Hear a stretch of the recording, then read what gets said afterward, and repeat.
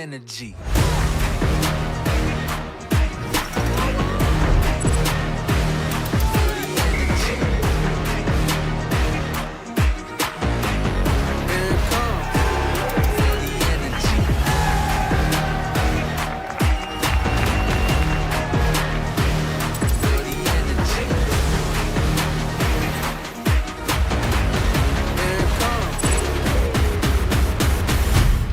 Energy.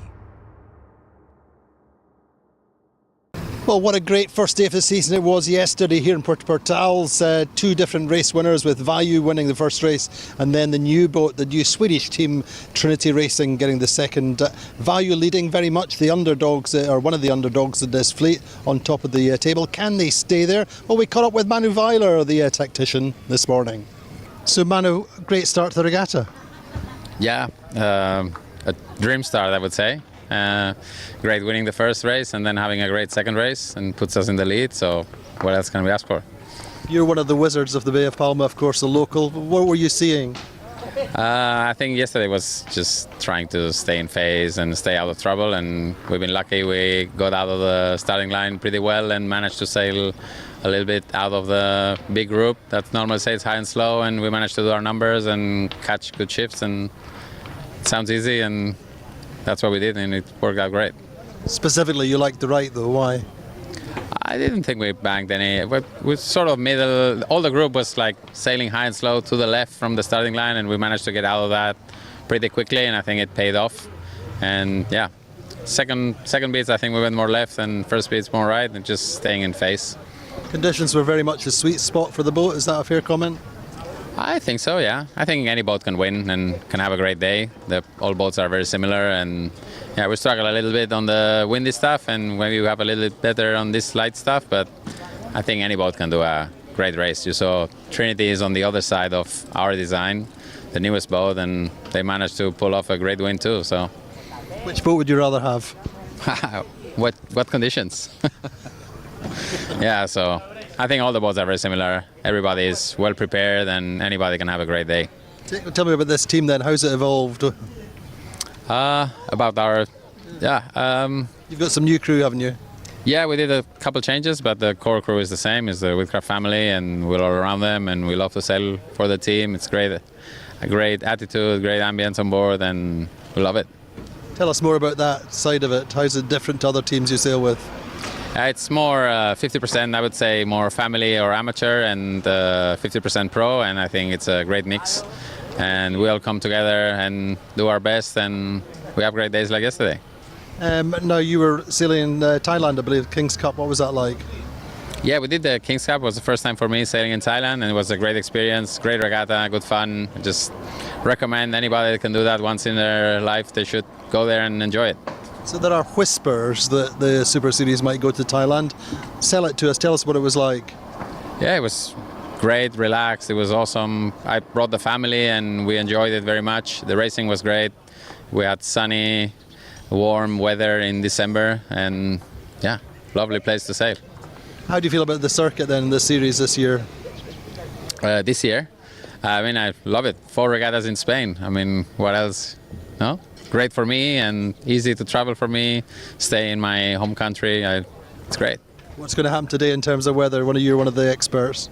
I think today is going to be similar to yesterday in wind-wise, and then in the end we have like a great storm developing over the island, and let's see how that affects. But should be similar conditions to yesterday in the beginning. Don is obviously steering the boat. He's a full-time student now.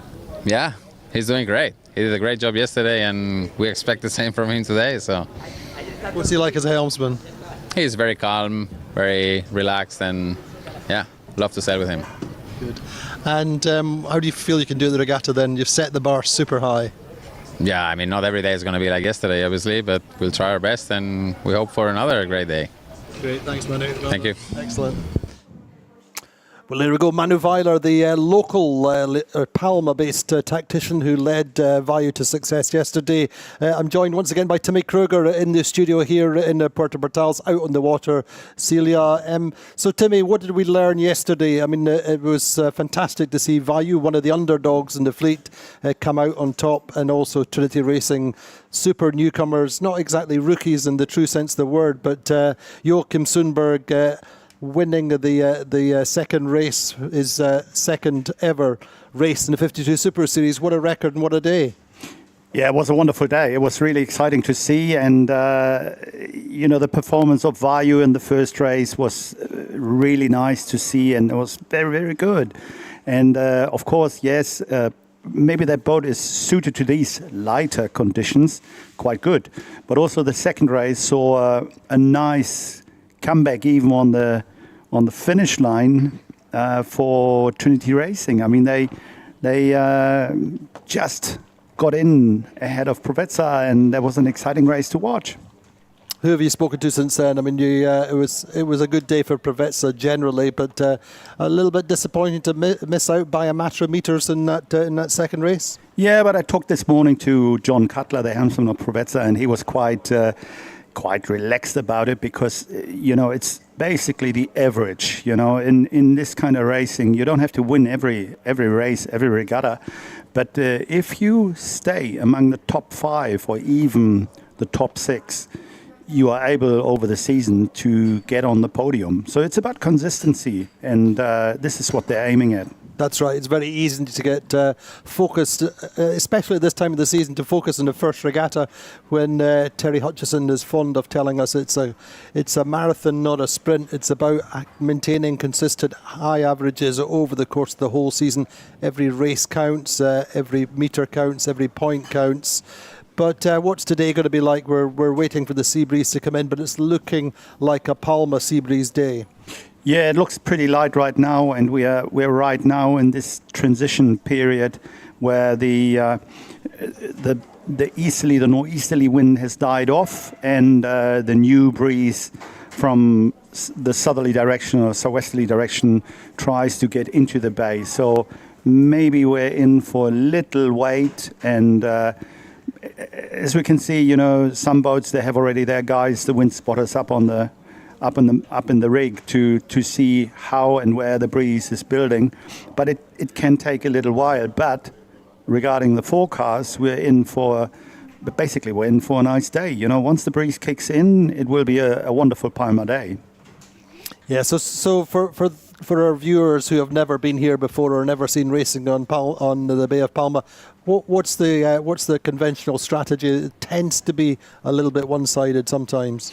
It does, and the race course is pretty much on the eastern side of the bay, and historically it's when the sea breeze kicks in, and the problem is maybe the sea breeze won't be that strong like in the summer because the temperature differences between the land and the water, they are not that high, so the sea breeze might not become that strong. But when the sea breeze kicks in, you have a rush for the pin end of the starting line. Everybody wants to go to the left, and then you go left. Some boats from the right-hand side, or some that has to go to the right-hand side because their lanes are blocked, have a hard time to come back. And even if the left side, this is typical Palma, even if the left side is shifting further left, sometimes you reach into the top mark and you're still ahead of the bunch on the right-hand side of the course. So it's a bit, it will be a bit of a finicky day. It takes a little while till the breeze kicks in, till it settles. And depending on when we're going to start, it will be an exciting day again. It will indeed. Now, of course, one of our new teams is the No Way Back, Peter Harima's team. They had that penalty in the second race, and that cost them. What's the mood in that camp, do you think? Well, I mean, they're they're battle-hardened professionals. You know, Peter Herema, he sails with the core crew of Quantum Racing that have been racing that boat before. You know, they're pretty solid, and I don't think they will be phased by. But they are they are perfectionists, and to be honest, as Quantum, I can't remember when Quantum had a penalty over the course of the last couple of years. There's Terry in particular, and Terry Morgan are really risk averse, but I think that's perhaps indicative of how much more complicated it is, how much tougher it is with this 14 boat fleet, isn't it? Yeah, I mean, it's a difference nowadays with 14 boats, what is fantastic for the TP Super Series. I mean, 14 boats on the start line of the first event, that's absolutely great. But it also blocks some passing lanes, because what we saw yesterday as well, you know, if you come from the left side of the course, you have all the boats coming from the right-hand side of the course that are on ley line, and they have the right of way, and you are sailing towards a brick wall of sails, a black brick wall, and you hope that there's one brick missing where you can barge in. But unfortunately, that wasn't the case yesterday. Certainly in that second race, it was super compact, super busy at the windward mark. Now we've got Celia on the water. Celia, much clearer skies, cumulus building over the island, over the hill, over the mountains. Clear indications of a sea breeze. How's it looking?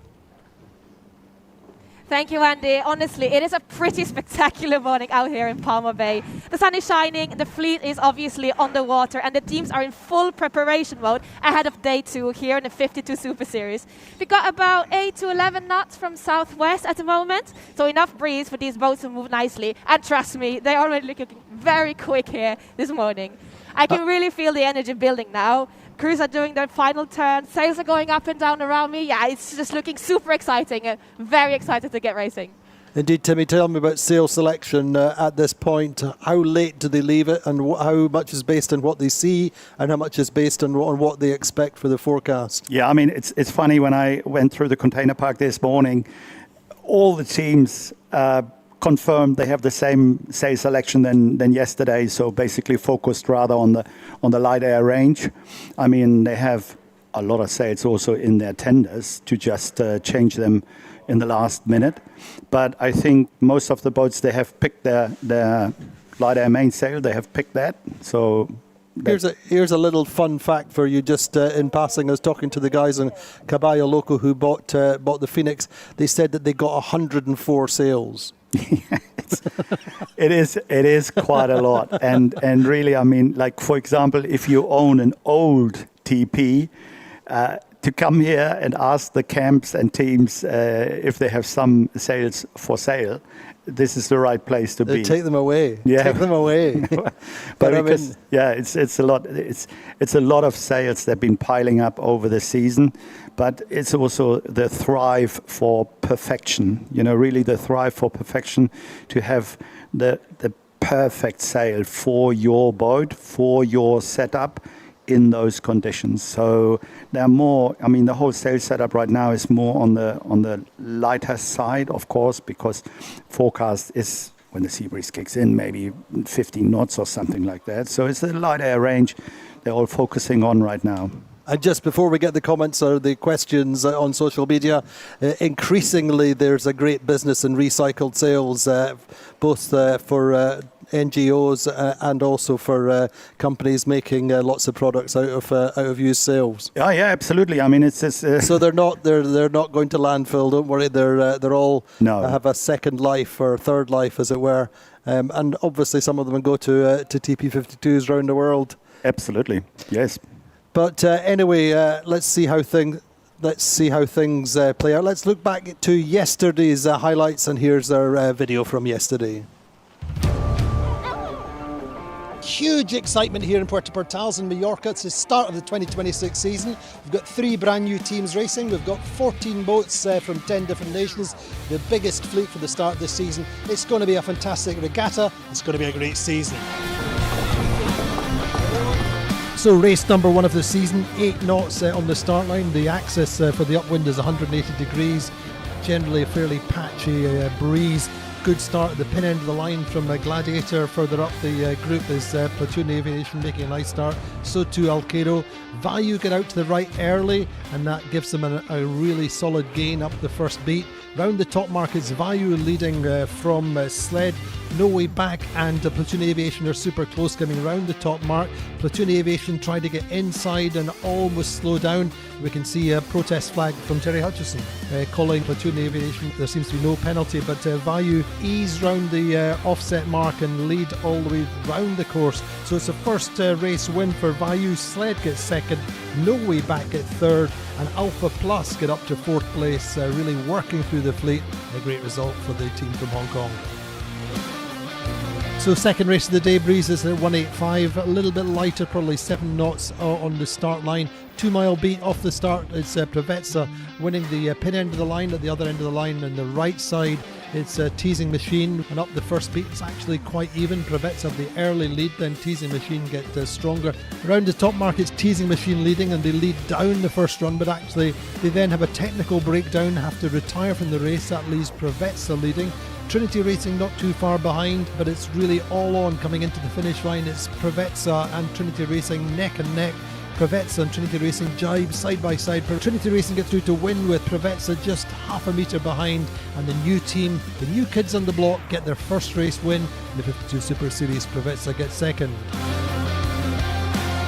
And the standings after 2 races: Vayu leading on 5 points, second Prevetsa on 7 points, and third Trinity Racing on 9 points, Sled also on 9 points, and Gladiator also on 9 points.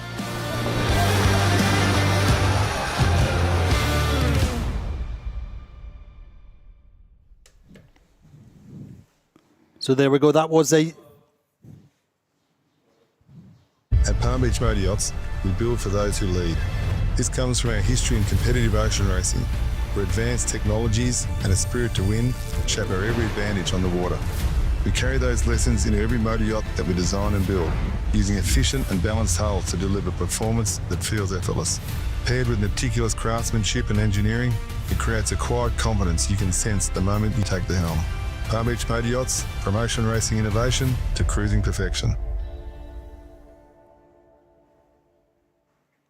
Well, that was yesterday. Back to today. We're still waiting for the sea breeze to come in. Now then, talk to me about some of the teams who maybe just underperformed a little bit on the first day. High expectations. The likes of Alkedo lying 10th, the Platoon Aviation lying 9th, and Allegra. What were they doing, or what happened with them in particular, and what do they need to do better today, to me? Well, I mean, with Platoon, we've seen... a little bit of it in the first race as well, and even heavier in the second race. This traffic jam at the top mark. So they came from the left, and I explained it already before. You know, you have that brick wall, and you will not be able to get through. If you are under the ley line, there's no space to barge in, and if you try that, you know, you take a high risk. But the thing is, what do they have to do then to avoid that? Do they set up earlier, or try and sail cleaner, not necessarily go as far into the corners? Well, the problem is that if you sometimes you're in a situation where you have to defend your position, you have to take a lot of times, you have a lot of text till you get upwind, and then you find to position yourself, and basically the strategy you had, because of all the text, and you have been fallen behind a little bit, that's where you want to be. You cannot be, so you push hard to make a risk, or try to take a risky advantage, but that sometimes doesn't pan out. And if you are under the ley line at the top mark, and you are below that traffic jam, there's no space for you to go in. I mean, rule-wise on one side, but also speed-wise, because you're blocked, you're in bad air, and you have to jibe and find a hole, and basically you join the queue at the back end. And that happened to Platoon, but it also happened to Sled at some point, and a couple of other boats. I mean, it's a bit of a shame, but this is, you know, you take high risks, and then sometimes you have to pay the price for that. So it's about minimising the risk, as we saw with certainly the likes of Prevetsa. Trinity sailed a great second race, getting out to the right earlier on. It's interesting to hear Manu Weiler just saying, well, actually, we didn't bang to the right, but certainly the right paid yesterday. Yeah, in comparison, I mean, of course, he says he didn't bang to the right, but of course, I mean, he was the rightest boat of the fleet. But still, I mean, they could sail in clear air. Yeah, that's the point, isn't it? And they minimize or reduce their maneuvers, so the tech's upwind, and therefore they can sail to their numbers, they can sail to the maximum performance of their boat. But that was the key thing that he was saying was the fleet are below us, sailing low and high and slow, and they're higher at the other side of the course and able to sail their numbers. Yeah, because if you're so close with the other boats, you're sometimes squeezed, you know. You have to sail higher angles to hold your lane. But if you sail higher angles with these boats, you know, it's to generate the lift with a TP52, you have to accelerate, you have to go fast, because the foil or the keel fin and the rudder is so tiny, so you have to get the pace on to create the lift. Otherwise, it's in comparison, you know, like if you have a biplane, you can fly very slow and you're still up in the air. But with a fighter jet, you have to go very fast to stay up in the air. And this is a comparison. And therefore, if you are squeezed and you have boats below you, then they push each other up and sail high and slow. So it's interesting. It's no secret that we're producing 5 26-minute documentaries for consumption over the course of the season, and we're talking because of that. We're talking with Ed Baird this morning, just talking about how he's coaching, shall we say, Joachim Sundberg, who he's only new to the 52 Super Series, new to the TP52, and he's saying really it's the key things are the angles coming out of the mark, for example, the angles coming out of tacks and so on. That's where the gains and losses are made. That's where the pro drivers make their gains, and that's where the less experienced owners or less experienced drivers have to really finesse these manoeuvres. So it's fascinating with him, and certainly Joachim Sundberg seemed to do a good job yesterday, didn't he, for somebody who's got so little experience. He's clearly a sponge, just taking in the information and able to convert that into good results. You got to be smart to take all that in, you know. I mean, it's interesting because you've got him at the same time. You've got Peter Harima, who's saying he's struggling because he's a seat of the pants, call it whatever you want, a dragon sailor who's used to watching his sails, and that's what he knows if he feels fast. And now it's about data coming at you, and he said it's all about filtering some stuff out and focusing on others. It's fascinating because they're so completely different characters. Yeah, so it's also sailing the TPs with all the data collected. You sail the boat by numbers, you know, and you have to hit the numbers. So anyway, well, let's see how the Trinity Racing gets on today. They've had a technical issue. I think we've had a message that that's why we've had this little 10-minute delay. The teams can request a delay if they have a technical problem. We saw yesterday, I think, with Sled requested 5 minutes going into the second rate. So I think that Trinity Racing, anyway, they are sorted out. Let's talk to Celia briefly. Celia, we're inside 2 minutes now before the start. How do you see this first beat? How's the breeze looking? What's your thoughts?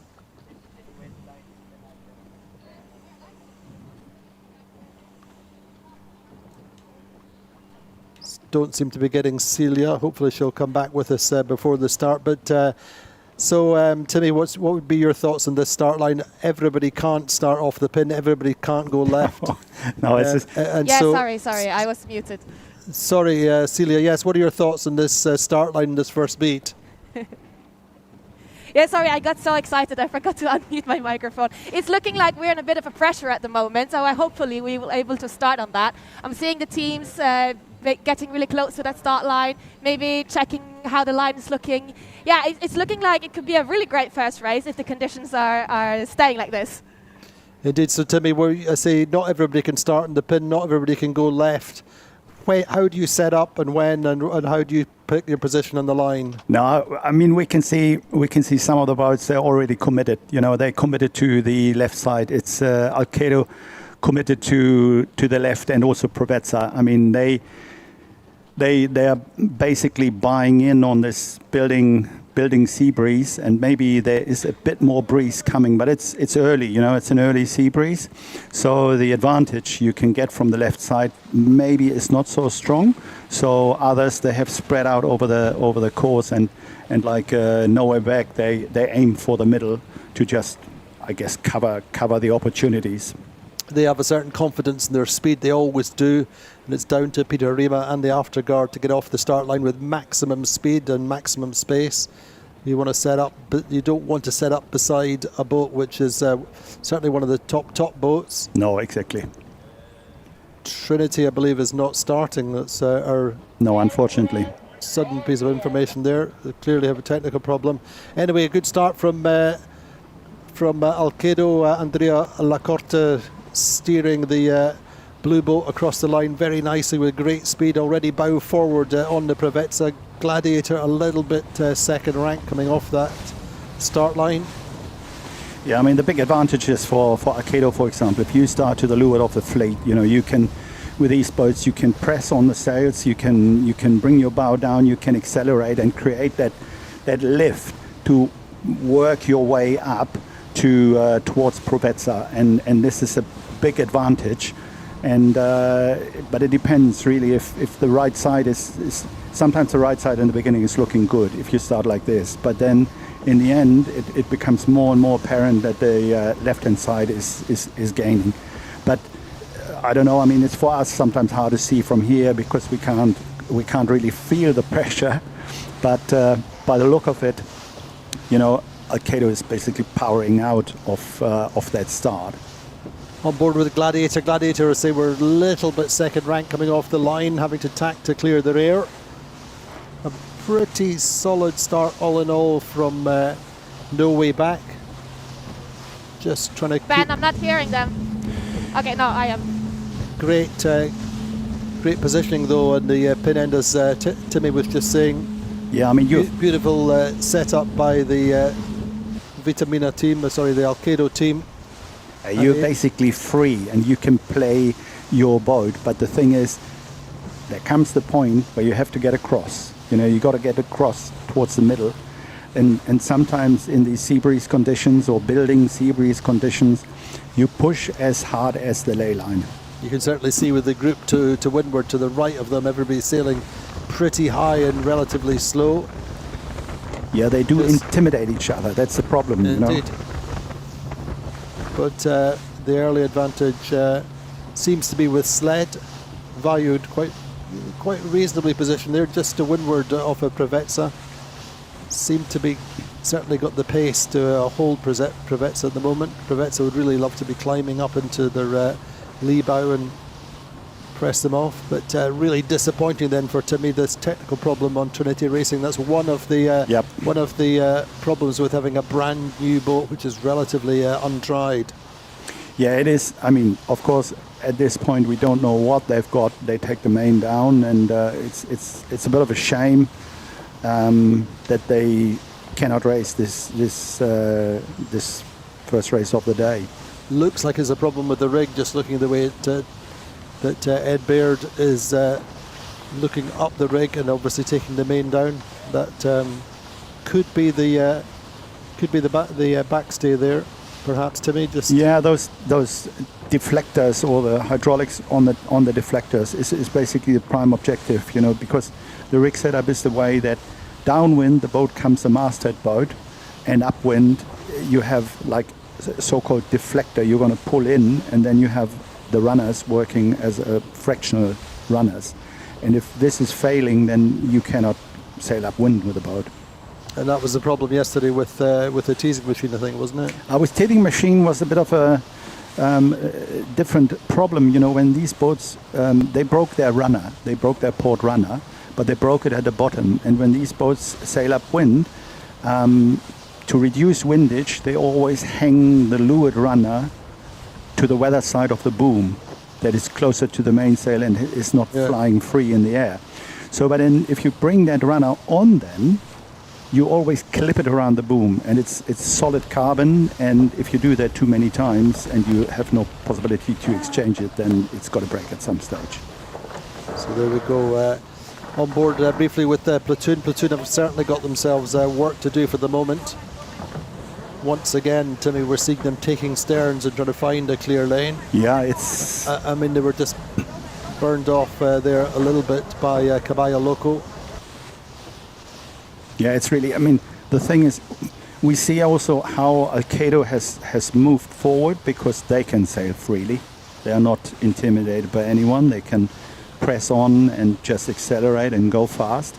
But problem is then as well, you got to cross. You know, you got to cross at some stage. But this is your investment. You have to go fast, and then you will probably have the chance to get across and pass clear of the fleet.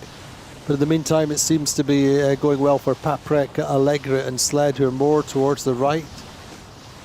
Yeah, I mean... Paprec going well. I mean, they had a pretty modest, disappointing opening day. Yeah, but talking to Loic Perron this morning, the tactician, I mean, he was in a happy mood. He always is. He always is. I mean, he's one of the French legends, you know, an incredible guy, wonderful guy, nice, humble, and I wished him all the best. And here we go. Here we go. That's the lucky handshake this morning, was it, for Loic? Kind of. I think. Anyway, they've upgraded their sails, they've upgraded their package a little bit of the Paprec team, having got to third step overall on the podium. They just narrowly missed out the world title in Cascais. Probably a little bit better in the breeze. Their boat handling's excellent. They had great speed in the stronger winds last year. And interesting because their nemesis, if you like, was Alkedo. Two blue boats were very often fighting for each other, and it came down to the wire between them for the podium place, and it went the way of the French team. But they're certainly in the mix in the top 3, top 4 at the moment. Platoon Aviation looked to have made a nice little gain there, according to the tracker. So it's all pressure now as well. You know, it's yes. I mean, Alkedo is now also coming across from the left-hand side, going towards the middle. But the point is, sometimes if there are pressure differences, normally on the left-hand side there's supposed to be more pressure, but it is building. The sea breeze is building, and we see how this pans out. I mean, I wouldn't put my money yet on Alkedo, but we see. I mean, how it works out. The thing is that the breeze wraps round and accelerates once it comes round Cabo Blanco, which is exactly the big cliffs and the cape out to the left. So correspondingly, if you come in too far to the left, the breeze is lighter. Yeah. It will strengthen. It's a very much a banana shape up the course, isn't it? Yeah, it is. And if we look on the tracker, and it's Allegra who's the furthest boat right, actually is regarded as being the one ahead, but it's now up to the pressure, and from where we are and how we see it, it looks actually quite nice for the boats on the left hand side. You see No Way Back have come out to the left, so have Provezza. So now it's a waiting game, just see how this left comes in. Paprec, I really feel, I like their position at the moment. They have pressure and a pretty nice position. Yeah, for example, close to the weather mark, if the breeze is shifting a little bit more left, you know, sometimes in those positions like No Way Back and Provezza are, you might be too high. So you give away room, you give away space, you have to accelerate, but then you, in comparison to how high you are not going any faster by pressing down. And the boats like in the position of Paprec, they might be on the right track. So it's I mean, we don't have a glass ball here, but at least from experience and how it normally works in the Bay of Palma, this is what I have personally experienced in the bay with those various regattas I've been racing here, and it will be interesting to see how it pans out, really. On board with Alkedo then, briefly. One or two small changes to their crew over the course of the winter, certainly for this season. But mainly, as I said, the change in terms of the one of the trimmers losing Dave Armitage and bringing in Lorenzo Massa in particular, America's Cup winner, and of course was with Phoenix before, was with Quantum Racing back in the very early days, hugely experienced trimmer. But it's great to see always the passion of Andrea Lacorte. If we look at the numbers on the tracker, it's Paprec ahead and Allegra losing ground. So for me, it looks like the left, it is going left. You know, it's they're lifted, and now it comes to the point where like Provezza and No Way Back, if they've been too high, they end up overstanding and giving. Could be, but basically, the guys like Paprec and Alkedo, they might be on the right track to get there. And it can also be good for Platoon there. We can see Platoon pushing forward slightly more to the right. But if the shift comes right across to them, then they're sailing a slightly shorter distance. Could work for them.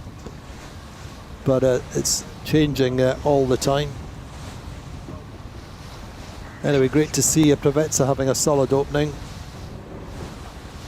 with this new afterguard.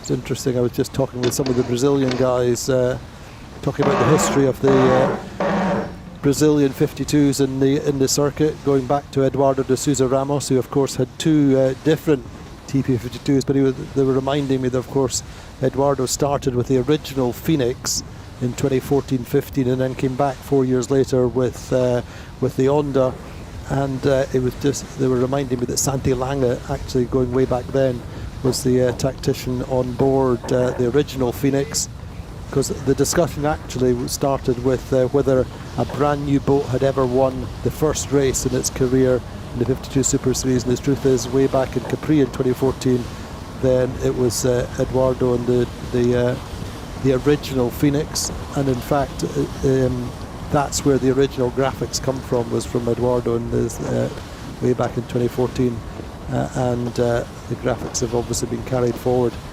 but on the Caballo Loco. So in the meantime, looking fairly typical for No Way Back in terms of not pushing the corners too hard, sailing conservatively, trying to keep their lane clear. It will be interesting if Allegra, who's in the lead right now again, will make it out of the right-hand corner. That will be really interesting to see, because from there it's also a long way, and if they got the right if they got pressure and maybe a little bit of a right-hand shift, then it's quite common to get that right-hand shift at the very top of the course, the top third of the course. You quite often get a little bit of a right-hander that just gives you a nice ley line. And Hamish Pepper, of course, is the new tactician on the Allegra, working with Luke Patience, also new to the circuit. They're new to each other, and it always takes a little bit of time for that chemistry to gel, doesn't it, Timmy? yeah, I mean it's not a jump start operation, because it's always between strategist, tactician, even navigator and helmsman.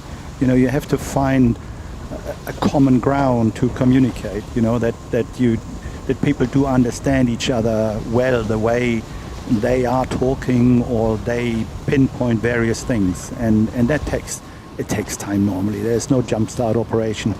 No, indeed. Hamish Pepper, massively experienced tactician, was with Provezza for so long, and now, say, with Allegra. He won the circuit going way back, with Artemis, I think, as strategist, if I remember rightly.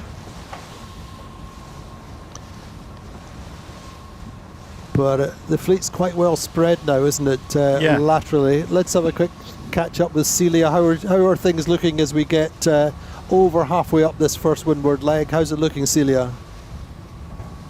Yeah, it has been a very, very exciting first upwind here. We have two kind of big groups, one on the left side and one on the right side. And it's going to be very exciting to see how they end up in the positioning as we come to the upwind mark. It's just so incredibly competitive, and the racing is unbelievably close. Provezza wanted to tack back, but was forced out to come more out towards the left side by No Way Back. It just proves how close these teams are and how little difference is needed to make it up the list. Indeed, we're just watching as the windward mark comes into view. Platoon Aviation, I think, just getting bounced out a little bit. Now this time, Timmy, they really need to get out to their ley line and hold it early. We saw them twice in successive races yesterday underlaying or being super tight on the ley line, and in fact they were squeezed out, one of the first boats to be squeezed out in the second race yesterday, so that cost them. And of course it was a fascinating, incredible sense of deja vu when we saw No Way Back and Platoon Aviation overlapped and protest flags at the first mark of the first race of the new season, which I was reminded was exactly the same situation in Saint-Tropez a year ago. First, in fact, it was Terry Hutchison's return to the circuit, and immediately there was a protest flag between Terry and Vasco. But they're looking a little bit more conservative this time. They seem to have a space to come in, but it's looking really exciting coming to this top mark. Timmy, Alkedo leading in on port. I think they should just have enough room to get to tack inside Paprec in the mix. Coming in on port also No Way Back. Yeah, it's, I mean, as I say, we don't have a glass ball here and no wizardry, but I mean, Alkedo was the boat most to leeward on the pin, and here they are, first at the top mark. So indeed, yes, Alkedo round in first place. Andrea Lacorte, first time he's led a race this season. Paprec round in second, so the two blue boats first and second. Third is Sled on equal points with third place Trinity going into this race. And then No Way Back, a nice solid fourth place. Then Provezza. And a little bit of a gap back to Allegri. And now it's really, again, elbows out, you know. Make sure you push hard and you defend your position and go fast. So I guess that's what Alkedo is going to try to stay in front. So a little bit more one-sided. What's the options coming down this run then? Yeah, it is. It's not.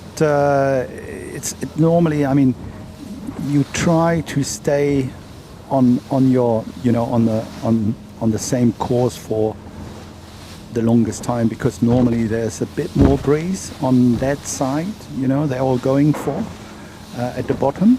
So to do like a jibe set or go inside, it's anyways. I think the breeze has gone left, so this is the right track they're on. This is the shortest course, so they all stay. No one is doing funny stuff. No one goes inside, because if the breeze gone left, you just go straight for as long as possible, and half down the run, then somebody will start the dance and somebody will jibe in to make a gain. But traditionally, there's not so much breeze inside the course. So on the right-hand side of the course, I mean, we're always normally, we don't change sides when we go downwind, so the left side becomes the right side, but the left side is the left side and the looking upwind.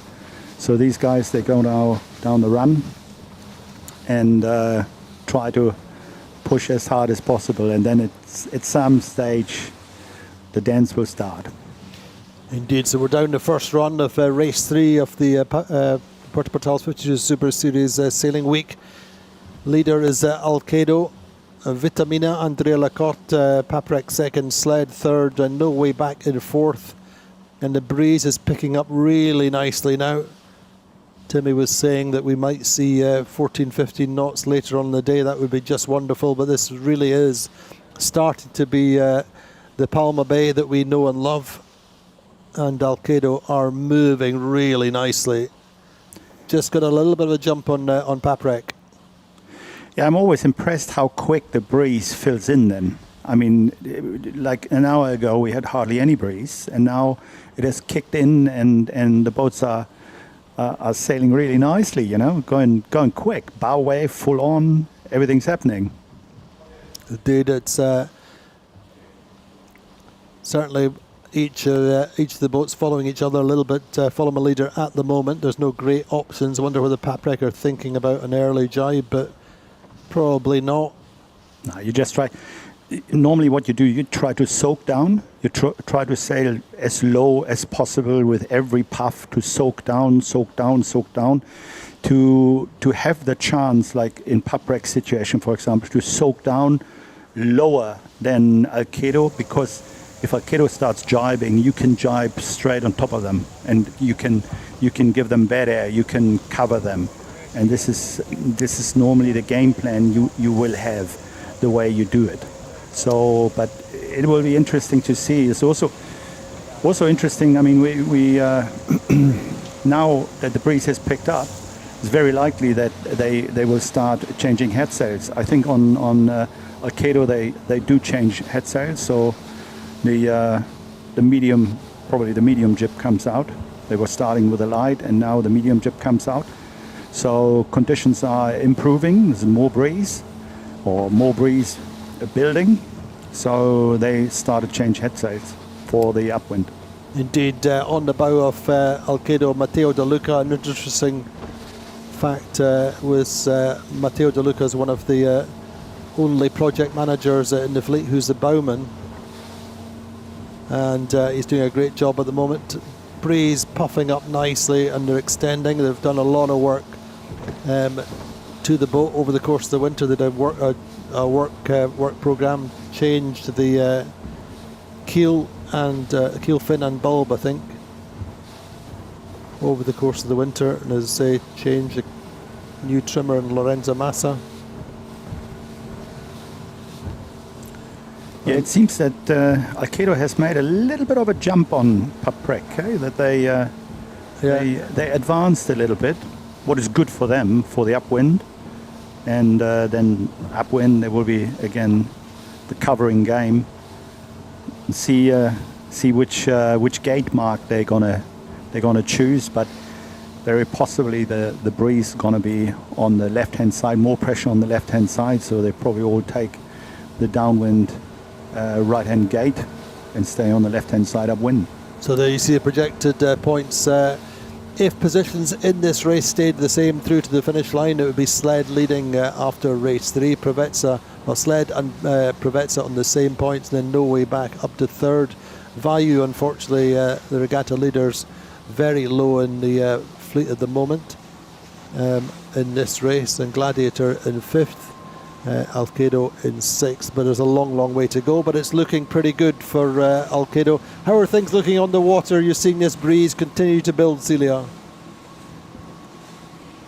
Yeah, it's looking very good, and honestly it's super interesting to see Alkedo now in the lead with quite some distance down to Parpec. They told me this morning that they spent their winter improving their high wind boat speed, so it's super cool to see that they also can be fast in the light conditions. There is definitely more pressure coming down from the left-hand side right now. And as you can see, the entire fleet is here trying to stay connected to that to gain as much as they can on this downwind. And it is also getting really gusty. And that's exactly the kind of conditions where the teams that react the quickest to the puffs, maximizing those little bursts of pressure, can make some important gains. It's truly amazing racing here now in Palma Bay. Super close between Alkedo, Paprec and Sled. And Alkedo leading into their jibe now. Paprec carrying on, Timmy, aren't they? Yeah, I mean, really they probably couldn't really jibe straight away because they had the other boats nowhere back. They have quickly jibed, so, and maybe Loic on Paprec, he wants to live a little bit longer on the clear air and live a little bit longer on that side. Indeed, but actually looking at the angle that Alkedo are sailing, I think that Cameron Appleton and Alvaro Marinho really have seemed to picked a nice lane coming downwind sailing. You can see them sailing just a few degrees lower than no way back, aren't they, Timmy? Yeah, it looks like it. And the problem always is, if boats are so close together, they tend to push each other. You try to avoid the bad air, and if you're on your own, you sail your angle, and then very often you can sail lower with better speed because you don't have to try to wiggle your way out of a bad situation. Indeed, Sled going well as well, who are provisional regatta leaders now at the moment. My tip for the top for the regatta, I have to say. That's all right. Today. I got told today we should be neutral. But we love them all, eh? We love them all, but Sled are really... They're such an understated team with so much talent on board, and with legends. They love their racing so much, and the great thing is they appreciate the fact that they're still doing it, still going, still competing at the very, very highest level, and despite the fact that they have some legends of the sport there, they all remain incredibly humble. Absolutely. And are having a great time. Absolutely. Some of them I know for a very, very, very long time, and they are humble. They always have been humble, and they are humble despite all their accolades and credits they gained over the past, 25, 30 years? Indeed.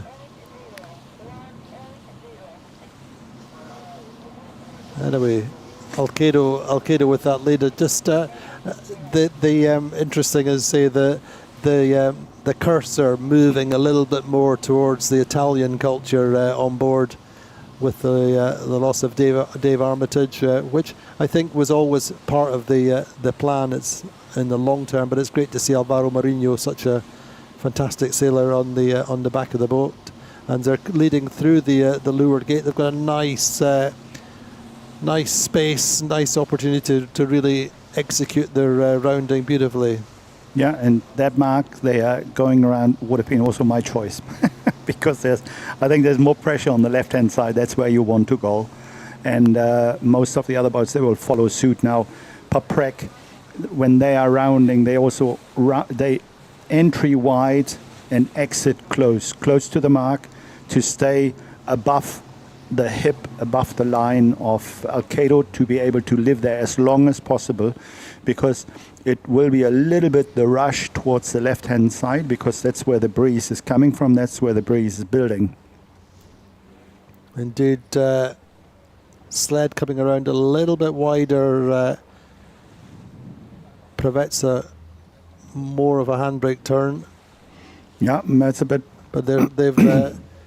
might be a bit rough, but it's... Closed down a little bit of distance on Sled before that. Sled came in more, or certainly wider. Yeah, but... And they're Preveza paying that penalty because they have to tack away and clear the rear just momentarily, I think. They don't want to get too far up into the traffic there. Exactly, you cannot live there where Preveza was right behind Sled. It's too hard to live there, and you got to tack away quick. If you have that space, you have to tack away quick to clear your air, and then you can sail normal on your performance data again. Because if you stay there, just behind the other boats, it's a slow death. You're getting slower and slower and slower and slower. So you sometimes have to take the bullet and just tack out.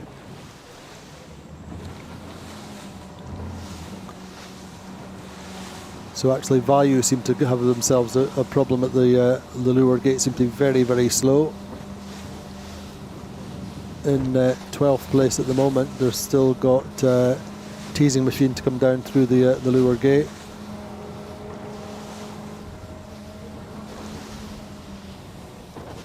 But a fleet spreading out very slightly now as we come into the second round. Timmy, still opportunities for gains and losses in this race, isn't there? Yeah, there still are. I mean, it's not, of course, if you are ahead like Alkedo and then you pick your lane, and even Sled and Paprec, they have, of course, a better choice. They can play it a little bit more suitable for them. The others, they sometimes have to react. If you're in the middle of a pack, then sometimes you have to tack away, and strategically you don't want to tack away and you don't want to go anywhere else, but you have to bite the bullet and do it. and to minimize the loss. And but there's still opportunity, especially in the mid-fleet. You know, we will see some more changes mid-fleet. Breeze is now 15 knots. I've heard from the signal boat. 15 knots from 185. Breeze is, or 180, I think it is actually moved a little bit left, which is kind of what we're expecting as the sea breeze comes in. Yeah, I mean, I don't think we will see more than 15. It would be a surprise, because that goes along with the forecast. The forecast we had as well is quite precise, I must say. So it's Alkedo leading. No changes. Actually, probably extended very slightly, but that is the advantage of sailing in clear air in leading the fleet, isn't it? Yeah, it's clear air, and it's also, you time your rounding properly, and you go around the bottom mark, and you can be just very focused on your own boat performance and acceleration. You don't have to haggle around with the other boats, like what we've seen with the situation with Sled and Provezza, where Provezza had to take away pretty quickly.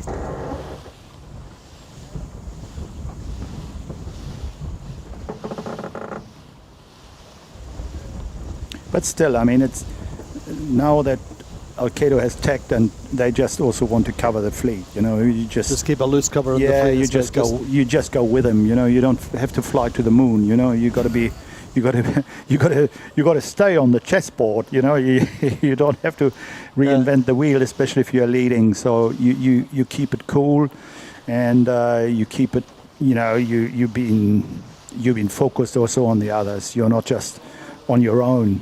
You know, so you have to put a loose cover, and off you go.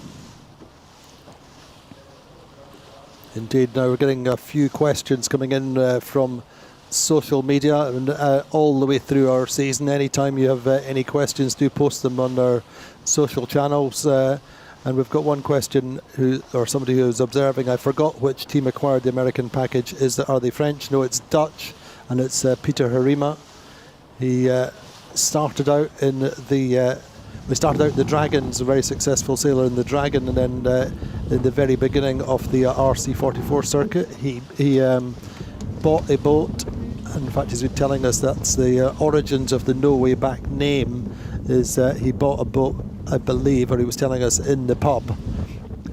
Or he was in the pub when he was persuaded to buy an RC44. Hence the morning after, the night before, he thought, "Oh, I've got a boat. There's no way back," and that's why the boat name is such as it is. So he is Dutch. He's a very successful owner driver in the past, and he's 74 years old, and he's just saying this is the kind of last throw of the dice, as it were, is the last hurrah, and he's absolutely loving it. It's only day 2 of Super Series for him, but it's everything that he hoped it would be, and he's really loving sailing with this team. And we should not forget, he's done the Vendée Globe as well. No, he did the Vendée Globe in his 60s, and here he is in his 70s doing the 52 Super Series. It's true. It's he's somebody who likes to tick off check boxes and achievements.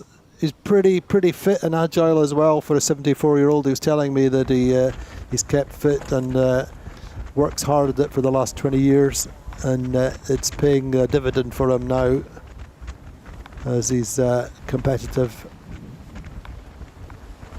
On board with the Platoon Aviation super experienced team. A couple of changes on board for them, and that'll take some time to settle in. They're lying 9th just now to me. Yeah, it's a bit of a rocky start for Harm and his team, but they are right in the middle of the pack, and of course they will fight now very, very, very hard to get back and take a couple of scalps, but it's not easy from this point. I mean, it's like we were saying yesterday. There's no easy passes. They made a few changes to the team, as I was talking about yesterday. Chicho Maciel Chichetti, Argentinian trimmer, has come in onto the head sail in the space left by Ross Halcrow. So Chicho is a really experienced trimmer, America's Cup, and sailed originally with Zura among other teams.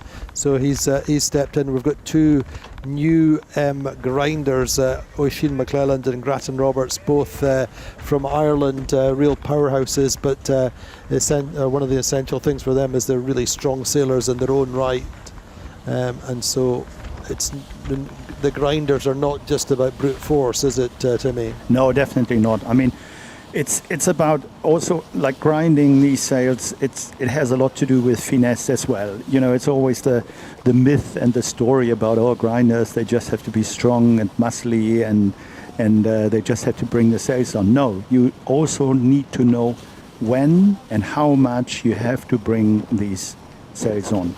I mean, we have on Alpha Plus one of the grinder legends, Craig Monk. The funny thing is, I've got two legends for two different races, but yeah, Craig Monk is a Finn gold medalist, isn't he? Yes, exactly, and he was with the America's Cup with the Team New Zealand in 1995, and he chose to be the lead grinder on the Cup boat on the NZL32, and he could have been driving the boat probably as good as Russell Coutts when they won the Cup, and this is the higher the quality of the grinders is in terms of overall sailing, the better you're off. Indeed, and it's about anticipation. It's obviously it's the trimmers who communicate directly with the grinders what they want, but knowing how the breeze and seeing what the breeze is doing, seeing what the next manoeuvre is, inherently, or knowing it from your sailing experience, is so much more efficient than just responding to a request. Absolutely. It's just, I mean, it's from that point of view, we love this class, but because it's physical as well. It's physical sailing, and the grinders really are their job is essential to these boats, isn't it? It's absolutely. It's not just the powerhouse, but it's also, you know, when to do what and how much. That's right, and there's another legend for a different respect on board Alpha Plus is Big Phil Clapp, who holds the world 500 metres record on the Concept 2. Absolutely incredible speed and power, and if you ever have 2 minutes on the internet, I recommend watching Phil in action. It's absolutely incredible and puts anyone who's ever sat on a Concept 2 for any reason to absolute shame. But he's a super powerhouse, and he's a recent dad. Oh, very nice. So anyway, back to the lead of the fleet with Alkedo Vitamina extended away from Paprec. And they have nicely really spread. But nice to see Allegra up there in fourth at the moment. They would be reasonably happy with that. No way back, just ping-ponging around a little bit in the middle of the fleet.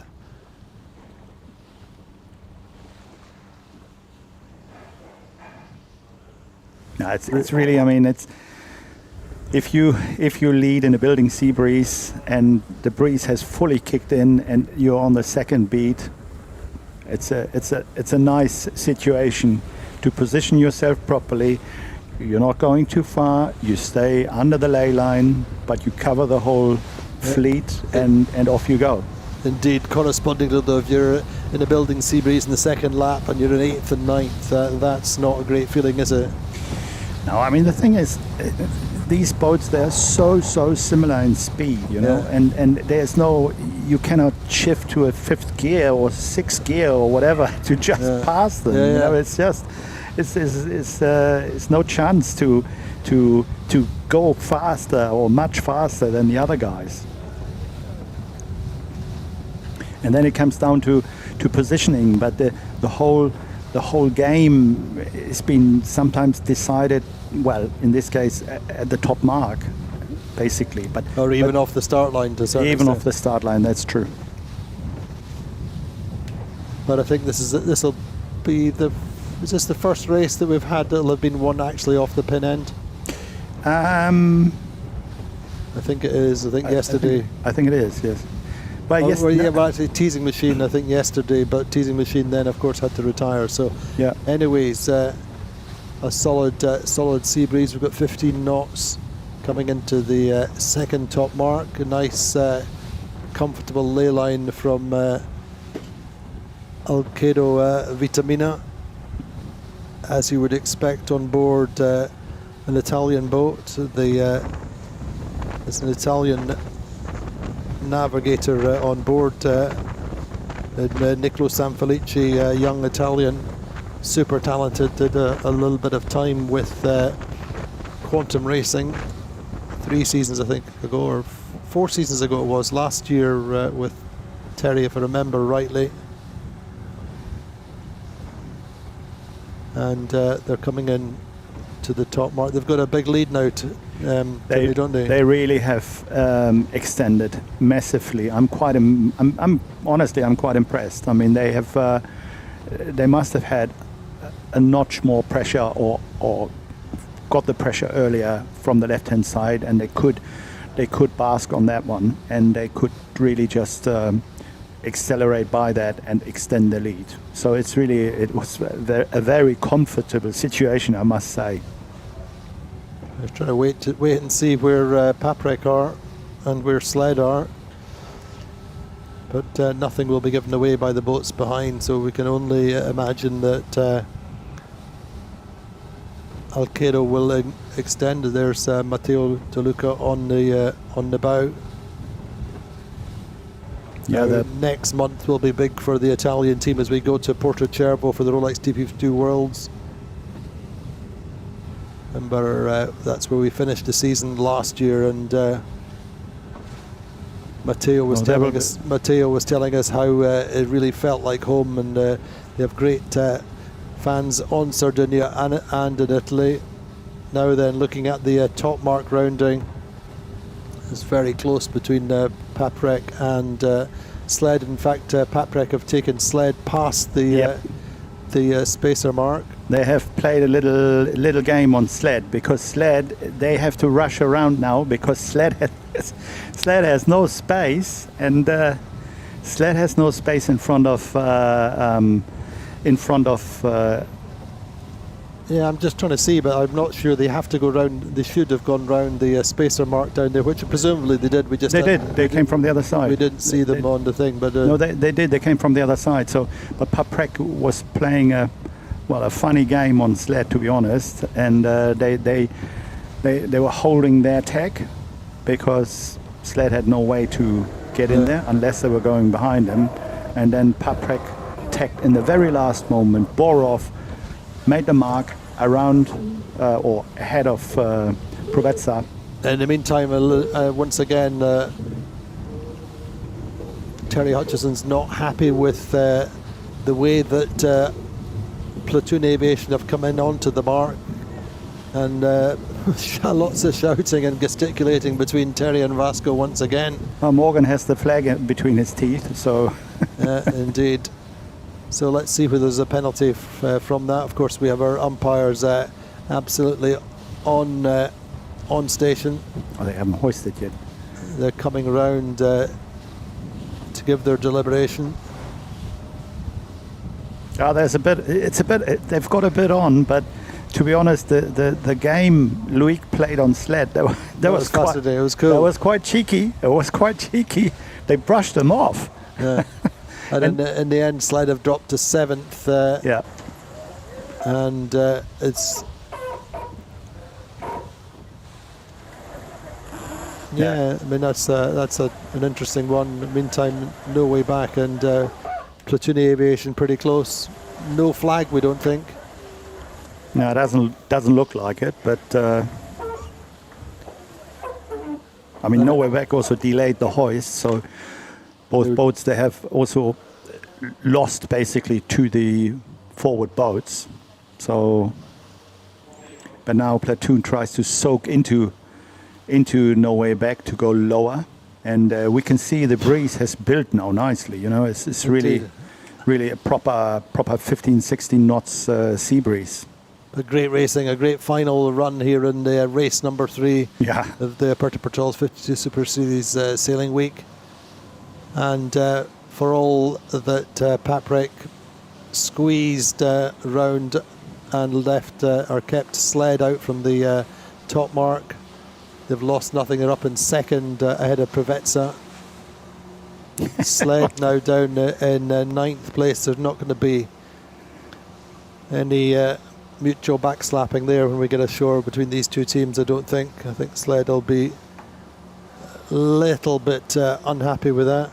I think they will be. They got caught out. You know, they couldn't tag because then they would have been on port and Paprec on starboard, so no way out, no chance to get in there. So the moment Paprec tagged to bear away for the mark, Sled had to respond, but then there was no space anymore between Provezza and the mark. So interesting operation. Indeed, but Alkedo, Vitamina are well clear, but the battle behind is going to be close. Yeah. Certainly in the middle order, you know, Crioula, Allegra, no way back, Platoon, Gladiator and Sled. Anything can happen through the finish line. Yeah, they're all pretty close. So the middle part is pretty close. Paprec, they're well ahead of Provezza. Alkedo is gone. So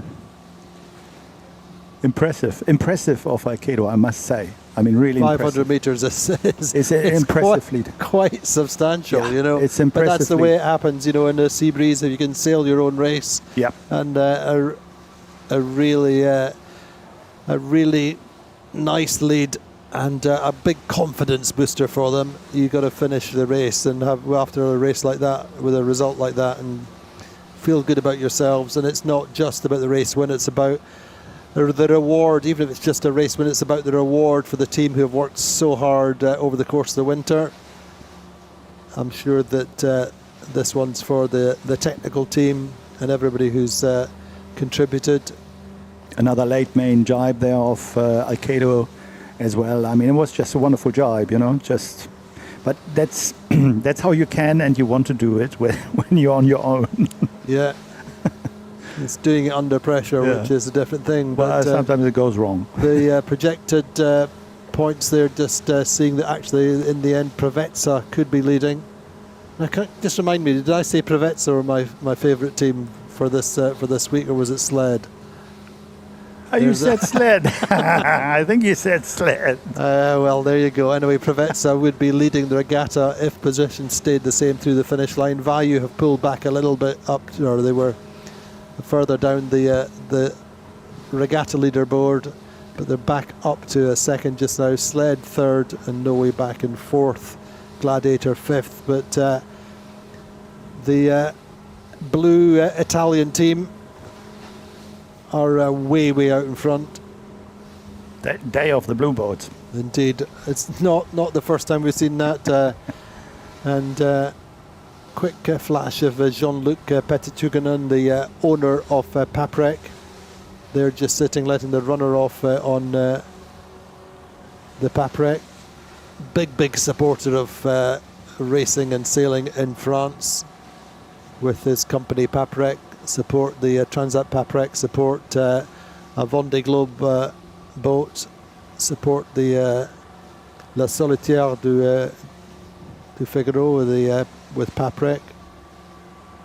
And but this is his first love. He loves his TP52 team. He loves his racing, and he's a particular fan of Palma. Wonderful. So are we.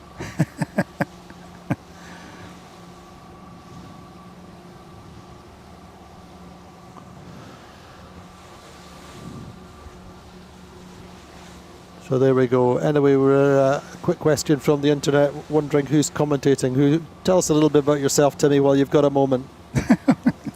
Who's commentating? Well, I'm a professional yachtman myself. That's enough. Thank you. I raced around the world in 93, 94 on Intrum Justitia. I raced around the world in 97, 98 on Swedish Match. And I've sailed in the America's Cup in 2003 with the French Arriva team, and in 2007 with the South African team Shosholoza. And I've sailed in the TP circuit in 2008 with a platoon at that time. Indeed. That was not yesterday. It was not yesterday, but I'm still sailing, still have my small programs, etc., etc. And for the past years, I was managing the sportive side of the big J-Class Topaz, but that one has stopped racing nowadays. So some of the guys racing in this circuit here, they've been under my wing basically, being on Topaz, like Ivan Puerto, the bowman of Sled, Mika Eid, the bowman of Vayu, so Tom Swift, the boat captain of Vayu. I mean, a couple of guys that been around, and I've said with them. Postigo. Nacho Postigo, our navigator on Topaz. So, and Cole Parada, He was on Topaz as well, wasn't he? Yeah, I he was forgot on that, yeah. Topaz as well, strategist. No, so a couple of guys, I know them well, I know a lot of people well, and it was always enjoyable to sail with them. And yeah, that's all for my background. Indeed, so Provezza, I think, going well, much more consistent. I think they're very much at home on the Bay of Palma. Cole Parada, who's calling tactics, I think, obviously used to sail on Azura with the Guige Guillermo Parada, who's steering the Gladiator. But Cole, a great yachtsman, a great sailor in his own right in so many different classes. But super confident here on the Bay of Palma. Yeah, I mean, a lot of the South Americans, they have sailed here a lot, and they know this place very, very well. So that helps, but they're a unique team, Provezza, in the sense that owner Ergen Imre, he enjoys the camaraderie of a big team. He enjoys having his team round him in the evening as Alkedo Vitamina comes through the line for their first win of the season. High fives. That was wonderful. Pats on the back, well deserved. Have worked hard through the winter, optimising the boat. Really solid afterguard with Cameron Appleton and Alvaro Marinho. Absolutely. And looking back up the course and seeing that the second boat, a blue boat, Paprec, is relatively small, really adds to the enjoyment. But all credit to Paprec. They're coming in second at a little bit of a bumpy first day, certainly behind their expectations. Their expectations heightened after such a really good season last year. So credit to the French team coming through with a second, which will rebuild their confidence. I spoke to Stefan Navy, the project manager, main sheet trimmer, after Palma Vela, the training regatta, which they were a little bit disappointed in, and they were generally a little bit disappointed in the way they were sailing. But this, I think, rebuilds their confidence and gets them back on track. No, they've done a great job. They hit the first beat similarly properly like Alkedo, really pretty good. They got out of it, left side, crossing, really cool. Great move. And sailed clean thereafter. Other than that, nice little move, or not so nice if you're a sled fan. If you're on at the sled, top not mark. very nice. I mean, was that necessary? Shall we say? Yes, if you want to brush the other guy off, yes, it was necessary. Yeah, of course. Yeah. No, it was a bit of a tough call. But to be honest, I mean, they all fight each other here, and I think it's more than fair to do it like that. I mean, no rules were breached, so all cool. Anyway, Provezza and Crioula. The new Provezza, the old Provezza, side by side, are just one behind the other coming through the finish line. Looking, their platoon aviation have got themselves through no way back. Must have been a great run. Yeah, they must have been really quick on the run. I mean, for platoon becoming fifth, it's a good comeback, Indeed, sixth then for No Way Back. They were up to fourth at one point, and then Allegra seventh, I think. They were well up in the top third of the fleet and ending up seventh. I think they'll be reasonably happy with that. Yesterday was a bit disappointing for them. Then Gladiator through an eighth, ninth in the end for Sled. They're going to be pretty upset with that, considering how well they were going top three through most of the race. 10th then for Alpha Plus, and 11th coming through now, I think, is Teasing Machine. 12th is going to be the Vayu. but a very, very disappointing situation for the Trinity team, having to sit out that race, having gone through their first ever day in the 52 Super Series, winning one race and leading the regatta, then to come out with a technical failure is going to be tough for them. So hopefully we'll see them back for race 2. But as ever, it's really tough to make, because it's a 14-boat fleet and a DNS is expensive. It is expensive, and you really hate to sit out a race. It's a shocker. I mean, Trinity is still on the race course, so apparently it's something they could have fixed, but maybe not in time. Therefore, they're still on the race course, and I'm sure they will rejoin us for the second race. But it's a shocker to sit out a race, and it's heart pain. You get heart pain by that. Indeed. Anyway, Celio, your thoughts on that race? It was a fantastic race. Great performance by the Italians on Alkedo Vitamina. Yeah, it was an absolutely amazing race. Amazing last downwind. We had the breeze building to about 15 knots and the boats were absolutely flying.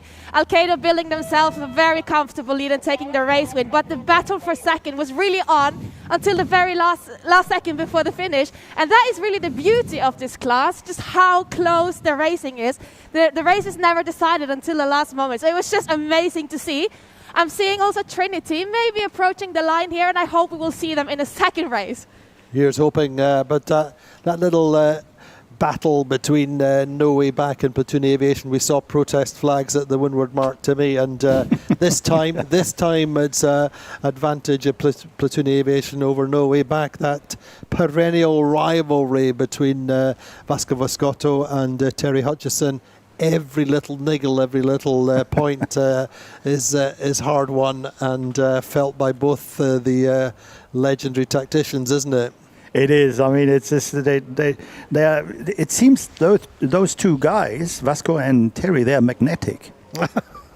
They must be magnetic, exactly, because they're getting very close to each other and polar opposites, aren't they? Exactly, magnetic and polar opposite. That's right. So anyway, that's our race. We'll hopefully get a quick look at the overall standings. We think that Preveza probably are leading the regatta now, and that would be nice for Ergen Imre's team, a team which has tasted success here before, and failure, technical issues have compromised the regattas on 2 occasions, and hopefully the Preveza can really continue with a solid regatta. Well, actually, it's Alkedo Vitamina. So, sorry, these are our key statistics. Timmy, over to you. The key statistics. Well, Alkedo was obviously the best boat in overall average, the average speed and the distance traveled, because they were hitting. They traveled the shortest distance because they were hitting the right corners always at the right moment with the right shift. I mean, let's look at the bigger numbers, but certainly key, because they were sailing out on their own, were doing only 8 manoeuvres, so not under pressure, sailed their own race, corresponding 15 for Preveza. That's quite high, obviously, in the traffic, but it still worked for them. They still made these manoeuvres count rather than slow them down. But overall boat speeds, Paprec, I think, has got the highest maximum, haven't they? 15.8 for Preveza. Interesting how close they are in terms of maximum speed. Average speed, highest average speed then is with Alkedo Vitamina. Again, you'll expect that because they were sailing out on their own and unchecked, untrammeled breeze, clear breeze more of the time. And other than that, the distance sailed is largely, well, it's Alkedo Vitamina seems to have sailed the shortest distance. So fantastic, great statistics. Yeah, I think the best is... Lies, and damn statistics, Timmy.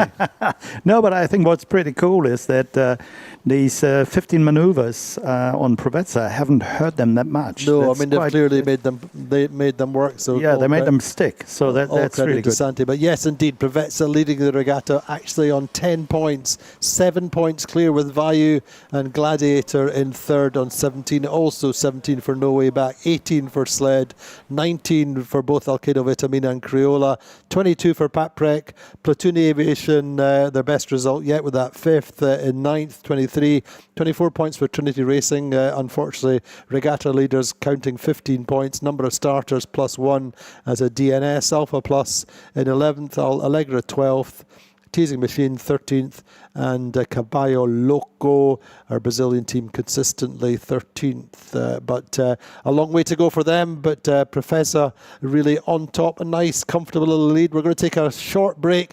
We'll come into race 4, second race of the day. Beautiful sea breeze conditions here in Palma. Join us again in a few minutes. At Palm Beach Motor Yachts, we build for those who lead. This comes from our history in competitive ocean racing, where advanced technologies and a spirit to win shape our every advantage on the water. We carry those lessons into every motor yacht that we design and build, using efficient and balanced hulls to deliver performance that feels effortless. Paired with meticulous craftsmanship and engineering, it creates a quiet confidence you can sense the moment you take the helm. Palm Beach Motor Yachts, from ocean racing innovation to cruising perfection.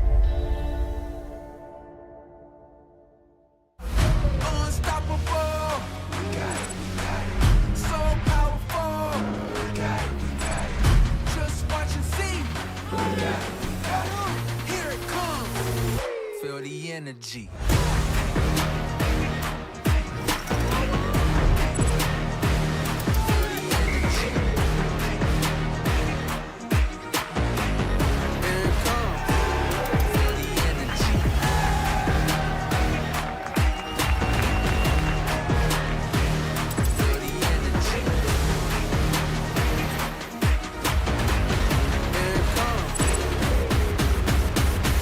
Feel the energy.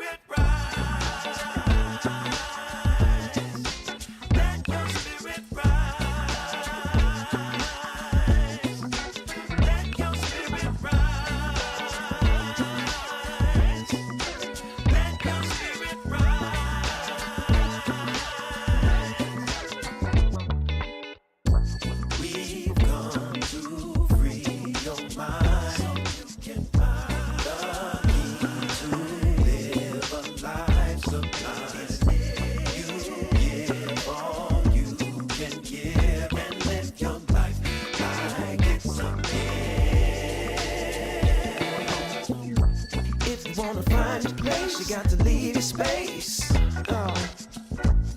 Cause that's the only way you're gonna elevate. Yeah, you gotta hold the line till it's showtime. Yeah, and just let your spirit shine. Well, sometimes there ain't no easy way to say all the things that we need to say. And we spend so much time looking for the easy road when all we need is right there in our soul.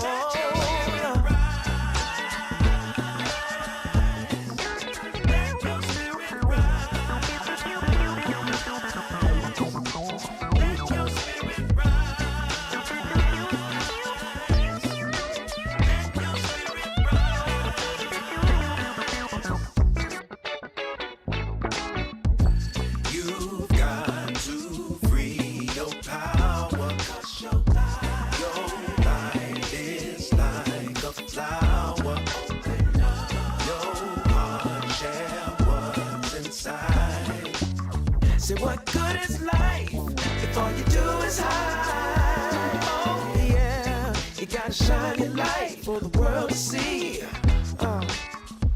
and let everything be what it's gonna be. Yeah, listen to your voice and make up your choice, and just let your spirit shine. Well, sometimes there ain't no easy way to say all the things that we need to say. We spend so much time looking for the easy road when all we need is right there in our soul. You gotta let your, oh, you gotta let your, say you gotta let your, you gotta let your spirit, you gotta let your, spirit rise.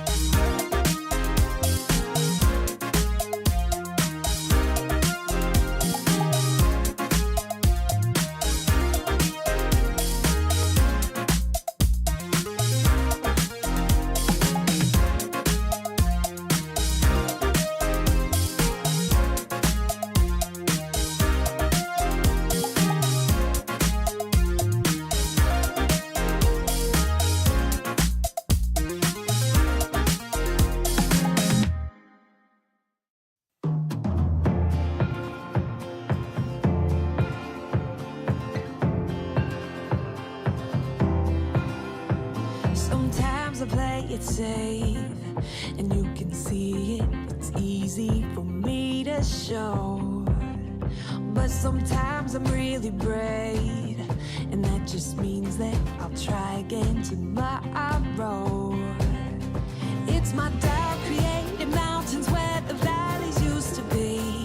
Gotta change perspective if I really want to see that sunrise over the water. I swam over and under, get lost in all the wonder, never call it quits, no.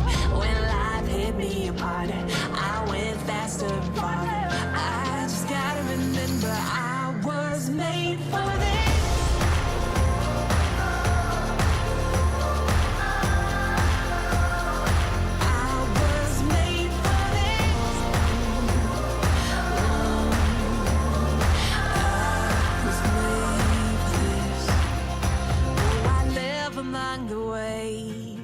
Let them take me as far as they want to go.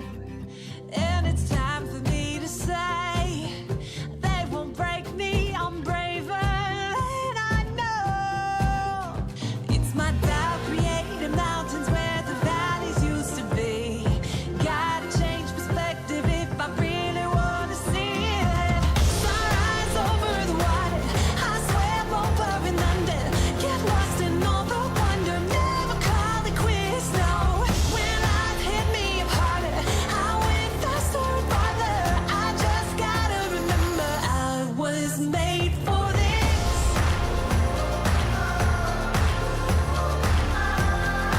Oh, such a time as this.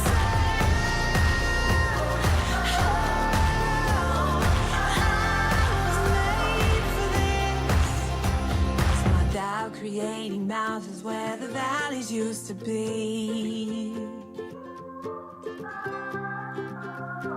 And all the things I thought I knew were changing like the seas. Yeah. But I've overcome it all and I'm still here. Oh, I gotta change perspectives if I really want to see.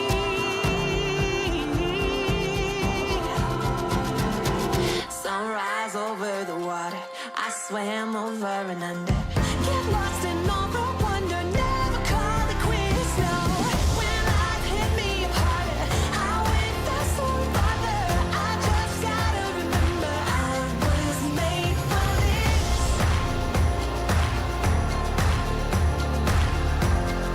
Oh, such a time as this. Oh, I was made for this.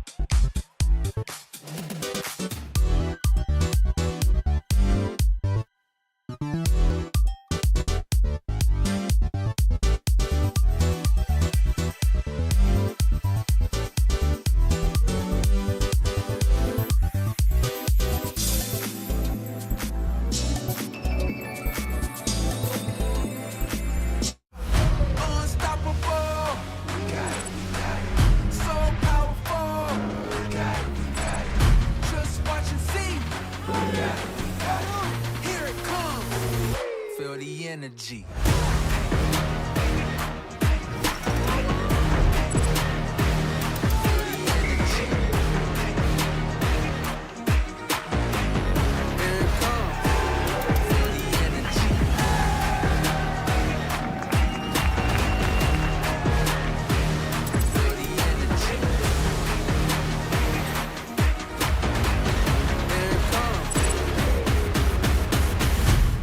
Energy. Well, fabulous conditions remaining on the Bay of Palma after the third race of the Regatta, first race of the day.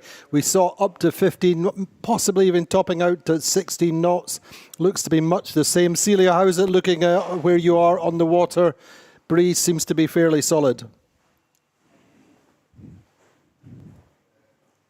Day here. We're looking at around, I think, 15, 16 knots from the south, and it's definitely full power mode out here now. In the break, the team spent their time making a lot of adjustments to match these slightly stronger conditions. Sails have been going up and down, setups changing constantly, and we can really feel the intensity lift around the fleet ahead of this start. Trinity seems to be back on the starting line as well, which is great to see. And honestly, I have a feeling this race could be absolutely epic if these conditions continue to build. The teams have been doing plenty of lineups out here before the start, really trying to dial in their settings and get a feel for the boat in this breeze. And from down here, they've been looking incredibly fast and very powerful. I can also see a little bit of a cloud system building on top of the island of Mallorca as well. It's going to be very interesting to see if this is going to affect the race. I think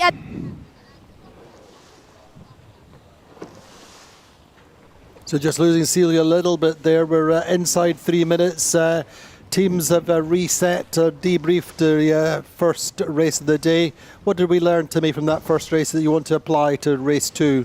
Well, I mean, first race was really like a building sea breeze, and the left side paid already. So very likely we will see again by a couple of boats a rush for the pin to start on the leeward side, and really try to play the left-hand side. Indeed, but as we always say, you can't not everybody can be on the pin, not everybody can take up the prime real estate on the left side of the course. What are the other options in terms of trying to be in the top third of the fleet? Well, the other options are, of course, find a spot where you have a clear lane, where you can accelerate, where you are not so heavily intimidated by the other boats, that you have enough space to leeward, that you can accelerate, that you can press in terms of, pressing on the head sail, accelerating and build speed and then build your height. And this is what the challenge will be. If you are squeezed in too close to some of the other boats or another boat to leeward, that will be hard. It'll be good to see Trinity Racing back on the water. We're on board with them briefly. They have a mountain to climb now, but they need to put their disappoint behind them and get on. Maximum focus on starting cleanly and getting up this first beat in the best possible shape. Starting just to windward of No Way Back, but the looks of things, we're at a minute and 15 seconds or so to go. Setting up early, the teams staking their claim to that their preferred piece of start line. Who's going to win the pin? That's really critical. We have seen, but obviously, if it gets really busy at the pin, then the gaps open up on the line further up the line, Timmy, don't they?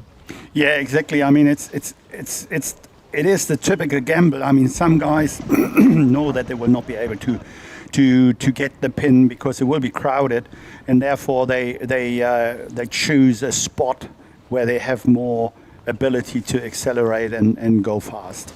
But to my liking, I mean, it's really bunching up. We have Crioula, we have Provezza, we have Alkedo down at the pin, so it'll be full on, Hammer down and off you go. Indeed, it looks like Provezza on the pin, perhaps. So that could be wonderful timing. It could be Alkedo's on that end of the line as well, not pushing so hard for the pin. Oh, that would be. That looks good. Just 10 seconds to go. All clear. We're hearing from our race officer Maria Torrijos, which has got to be good news for sure. but nice start from Ergen Imre's team on the pin. John Cutler, super starter under most circumstances. Colle Parada, Santi Lang, Nacho Postigo, the afterguard. Just, I think that probably Alkedo are a little bit quicker, a little bit better positioned. There's a chance they might be able to roll the orange-hulled Turkish flag boat. And they're probably just bow forward on no way back. But really a great start to me, wasn't very exciting. Yeah, it was very good. I mean, well executed. I mean, Alkedo has a very nice position where they are there. And also Provezza, they have the chance to accelerate and sail freely. But then also you have to go, you will push to the left side to a certain point, and then you have to jump across. And that jumping across, that's the critical thing. Some guys do it earlier. I mean, we saw that in the first race with Paprec. They found a nice clear lane, and they made it also up to the mark in the top 3. So that was also good of them. But some other boats that have basically started further up the line, further towards the middle, like Platoon, for example, they also have enough space to lure to go fast and accelerate. No Way Back really seemed to have got a good start. So too Sled. Sled, unfortunately, I think the owner is not here these initial days anyway. He may appear, but at the moment it'll either be Murray or probably Adam Bischel who's steering. We've not had a close-up to really see that, but really tight built and close gauge towards Alpha Plus, and Alpha Plus is already starting to struggle a little bit with Paprec right on top of them, and basically the bad air that comes from Alkedo towards them. Meantime, No Way Back are credited with the early lead in this race. The black and yellow hull there, but they're kind of living on the edge here a little bit, Timmy, aren't they? It's quite a slender lane that they have. They have Sled above them, and it's maximum focus for Peter Hirma. Yeah, it's really, I mean, you have to keep pushing and sail your proper numbers, that you stay bow forward on the weather boat, and it's a massive challenge.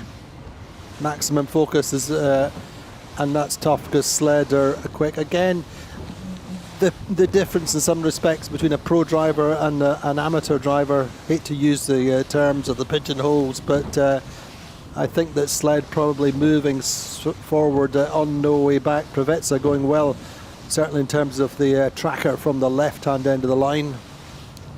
Yeah, but it's really what a finely balanced first beat this is. Yeah, it's pretty nice to see, and basically we have a split fleet. You know, we have more than half of them going across to the left-hand side, and the rest going to the right-hand side. Indeed, just looking at the tracker, we've got Teasing Machine, Allegra, Crioula, and Vayu going out to the right. The advantage for sure just now is with Provezza. Sled more middle of the fleet and really going very nicely.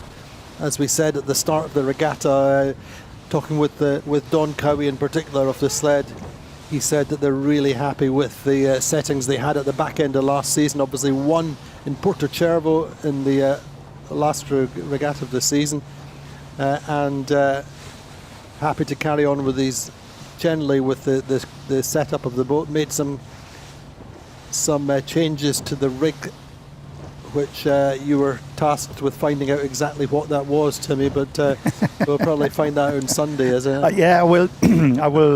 I will start to dig deep tonight. No, indeed, but I mean, it's fascinating insight, because Murray Jones in particular and Don, I think, are really masters at setting up the rig. I remember, I can't remember what year it was exactly, we raced in Puerto Cervo. They changed the rig settings and some new sails, and I think they reeled off like 5 or 6 wins, won the regatta in Puerto Cervo at a canter, and it was all down to a little bit of extra speed in the breeze. But they're going well just now, as indeed are Provezza. Provezza, I think maybe they've found the buttons to make, the go fast buttons to make this new or relatively new boat. It was launched in August 2 years ago, struggled for speed at times last year, but certainly Provezza going much better to me. Yeah, it does. And of course, between the first race today and this race now, they all have changed slightly their settings. You know, they have the medium jibs on probably, or very likely if I look at the conditions, and they have also changed maybe a little bit the settings, I mean all of them, on the rig, because it's more breeze, full hike, and therefore you have to, you know, tighten your rig a little bit. I'm sure they've all fitted with that, all of them. But this is about this fine tuning, you know. You have to find the right balance, you have to find the right spot to go fast. We keep saying in the 52 Super Series and the TP52, a few millimetres or centimetres in terms of trim can make all the difference in terms of winning races or finishing in the middle of the fleet. Yeah, Provezza clearly have things well set up. Just a reminder that back end of last season, they had a big change to the afterguard in Puerto with Colle Parada and Santi Lange. Santi was the coach for most of the season before, but it's like that's one of these luxuries in your coach boat that in some respects you're very keen to get him on the race boat. Yeah, definitely. I mean, because you see a lot more, and you can evaluate the data that comes off the boat after racing, and you can help the guys a lot by you know, pushing the right buttons. And Santi Lange is really a South American legend. You know, he's one of the best. I think he's a global legend. Yeah, but he's a global legend. Something to never to forget about Santi. He's a qualified naval architect, and the mere fact that he spent his entire time in Olympic sailing is not to overlook the fact that he's a great technician, very, very good eye for what makes a boat go fast, and will be contributing on the technical side of Provezza as much as anyone. But and really one of the nicest guys in world sailing, isn't he? Yeah, very humble, very gentle, and caring for everyone. You know, he's always interested in everyone round about the boat park, keen to help. And there we see Nacho Postigo then, as we saw yesterday, and see year in year out with the bare feet. He always says with bare feet. Yeah, he says he gives them more feel, and all credit to him. He's on top of his game at the moment. Is Nacho there with the big wide-brimmed hat? It's probably a funny to hear him yesterday saying that his favourite place to sail is cows, isn't it? Okay, and he's not joking. You know, he loves it. It's such a different challenge for a navigator. Absolutely, racing on the Solent. To have navigators who have made their careers racing on the Solent, and Nacho. Well, definitely in the Solent you hone your skills, that's for sure. Absolutely. Well, Nacho, I think, will be back there again in the not too distant future. So now it's to Provezza really holding the lane to Alkedo, so that they are not being put under pressure too much. I mean, it's enough gauge, I think, to live there. Yeah. But you got to be, I mean, John Cutley has to concentrate now fully to just hold this lane and keep the boat up its feet. And Alkedo looks quite quick in these conditions. That's yeah, it was interesting. As I said, this Cam Appleton was telling me that with this new keel, they've got a little bit more righting moment, which they felt they were lacking previously. And a reminder that this boat, or the Alkedo, was born as Azura, a past winner of the circuit, and then became an Interlodge. But it's always been a really well sorted boat, no expense spared.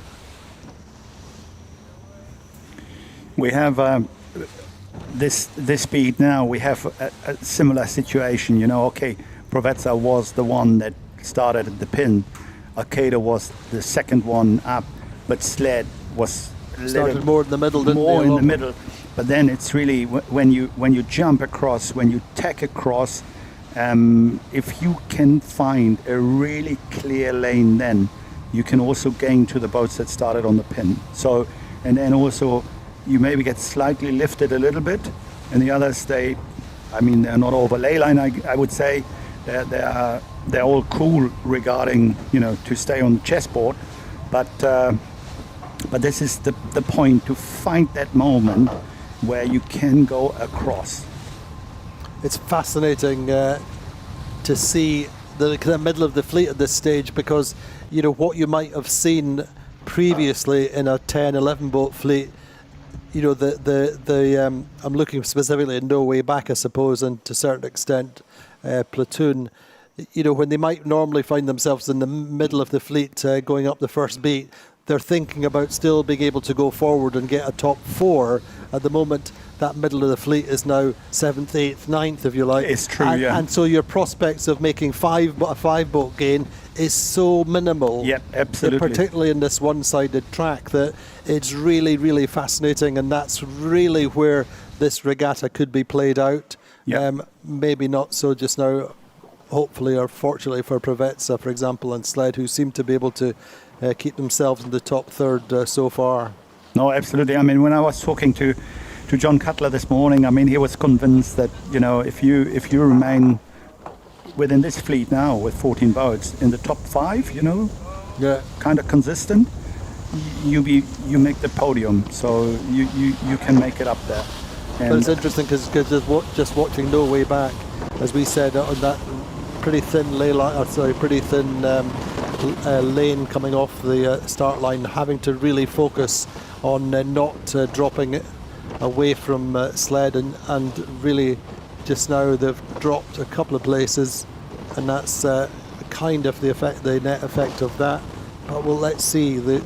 Terry and the No Way Back after guard are the past masters of being able to just chip away and gain places, so that'll be fascinating. In the meantime, Sled look like they've taken the lead, just more in the middle of the course. Now, whether that's only temporary will depend on how the breeze plays out in the top third of this beat. Watching Preveza, maybe a little bit of a lefty, a little bit of a lift where Sled are, just a little bit bow up perhaps. Could well be, and if you like, Sled also tacked into the middle early, so then if you are clear and free, no bad air onto you, then you can also, capitalize more on the shift basically. Whereas when you are in the corners, a header or a lift is just too much for you. Maybe you're too high or you're completely on the wrong side. Indeed, at the moment, Sled have got 2 boats outside of them. They have a Gladiator and further out Teasing Machine. Platoon Aviation there in 7th. Yeah, I mean, if I look at the boats from place 3 to whatever 10, I mean, these boats, they're all pretty close together, and I guess we will have again a nice traffic jam up the top mark that can create some havoc. It's unfortunately like that, but it's fun to watch. It is. Not being there probably, but to watch. Yeah, well, anyway, let's wait and see how this right side plays out, if you like. We're watching No Way Back, Trinity and Allegro out on the right. Sled kind of in the middle of the course with the lead, and we're just watching how Preveza profit or loss on this left side. Breeze seems to be nice and solid. Celia, still 14-15 knots from your perspective? Yeah, we're closing in on the upwind mark now, and the breeze is quite steady. We have a very interesting split in the fleet. We have a group on the right, a group in the middle, and a group on the left. From the start, both Preveza and Alkedo was looking quite fast, and they both spent their winters improving their higher upwind speed. So it's going to be interesting to see how they end up on the upwind mark.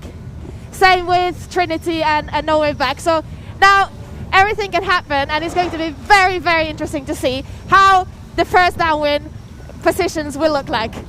Indeed, it looks like Sled have the advantage at the moment, but Alkedo and Provezza particularly positioned further to the left. Trinity, best of the group on the right to me. Yeah, I mean, it is. I would say that Trinity is also quite fast. They got some good pace, but in these conditions right now, Alkedo looks to me. I mean, it's less leading now, but Alkedo looks quite solid in terms of speed. Let's watch Trinity then going through their tack. Talk us through the fine detail of their tack to me. Oh, well, I mean, it's just the point is that the helmsman has to find the right spot. Normally, the tactician tells them, okay, we want to tack here, and then the helmsman has to. Now we have flat water, but he has to find the right spot, and then he pushes it through, and then the jib comes across. The mainsail is being. Sometimes you let the traveler down before a little bit to be able to accelerate. And then once the tack's finished, it all goes back to normal. So at these conditions, the boom goes back up on center line more or less. But coming out of the tack, it's only a matter of degrees between the speed build. I mean, 3 degrees or 3 or 4 degrees between speed build and max trim. These boats, they sail so close to the wind, so high angles, and also the jibs, they are so tightly sheeted in. I think they're like on 4 or 3.5 degrees or something like that. So everything is so tight in comparison to any other boat. So, but that's the thing, isn't it? You can't afford to overcook it when you come out of your tack. No. Now we're watching this top mark. It's really between Alkedo and Provezza. Sled coming in on starboard. Yeah. They're on starboard early, but I think Alkedo will get across comfortably. Not so perhaps for Provezza. No, Provezza may have to duck. They may have to duck, but they will have a spot to duck into, or certainly. Yeah, they take the stern. They take nicely the stern, and then they swing it across. But in fact, Alkedo just quite tight coming around the top mark. But it's Alkedo have not been beaten round the mark yet today. Yeah, it is impressive. Nice upwind speed, good positioning. In fact, sled coming round almost overlapped, super close. Then Provezza, I think Provezza will be regatta leaders after this race if they can hold on to third or better. Then behind them, I think it's Trinity, isn't it? No, it's Gladiator. Gladiator, sorry, I beg your pardon. Gladiator and then Trinity. I mean, Trinity also made it nicely out of the right-hand corner, you know. They must have good pace. They must have good speed. So Trinity round in fifth. Good hoist from both our 2 leading boats. Jibs just coming down. Not quite as boisterous, not quite as brisk as it was, I think, in the conclusion of the second race. No, it's true. It's a little bit less. It seems a little bit less. Maybe just a little bit less anyway. Alpha Plus get round in 6th. That's a good position for them for the meantime. Somewhere to build on for Edo Stead and Ian Moore and co. Here we have the magnetic twins again. Exactly. They can't go out of each other's way, can they? No. As I said, they are magnetic, Vasco Vascotto and Terry Hutchinson. Anyway, Alpha Plus, as I said, round in 6th. Then it's No Way Back and Platoon Aviation.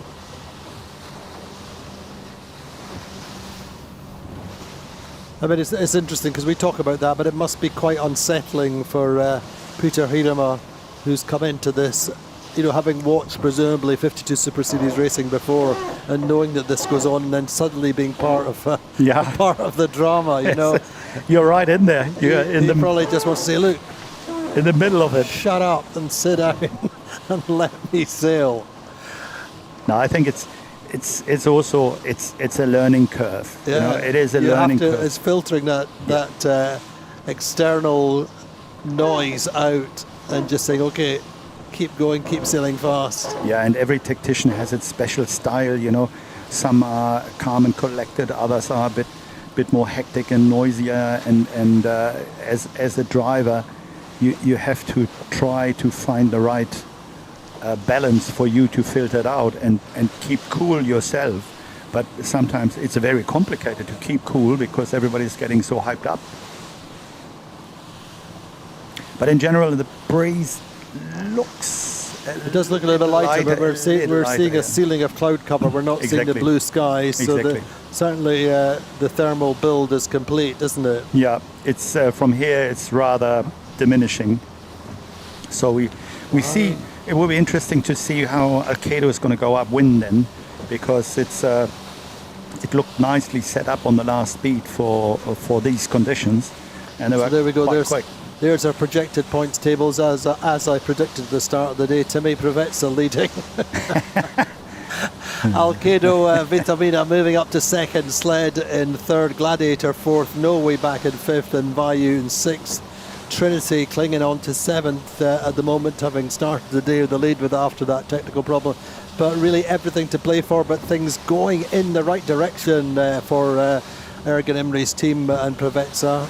I mean, is it a 10-point lead at this stage after the second day of racing? I'd take that. Oh, that's nice. Yeah, if you can carry that home, wonderful. So, but here again, it's very possible that although the breeze seems to go down a little bit, that is at the bottom or across the half stage of the downwind, there might be a bit more breeze closer to the shore, and that's why everybody's hanging on. Just the guys in the back that see their only chance in jibing, they go across to the other side. But traditionally, there's less breeze in the middle of the bay on the other side under these conditions. So everybody's just sailing the same direction, not making funny stuff. That's normally what you don't do anyways when you're in the top three boats. You just, sail together with them as fast as possible, and you wait for your break. You don't do funny stuff, and like in cruiser races sailing where everybody starts to love each other like mad. No, they don't do that. They want to extend from the fleet. They want to sail the minimum distance. Yes, they want to cash in, and that's what they are trying to do. Normally, if somebody starts to luff and it's not soaking, it's not sailing low, the front Tactician always starts yelling at the one behind him. That's normal. That's a typical habit. But yeah, generally it looks like with the overcast on the island now, it seems that the breeze is going down a little bit, and we had a bit more pressure on the last downwind of the first race.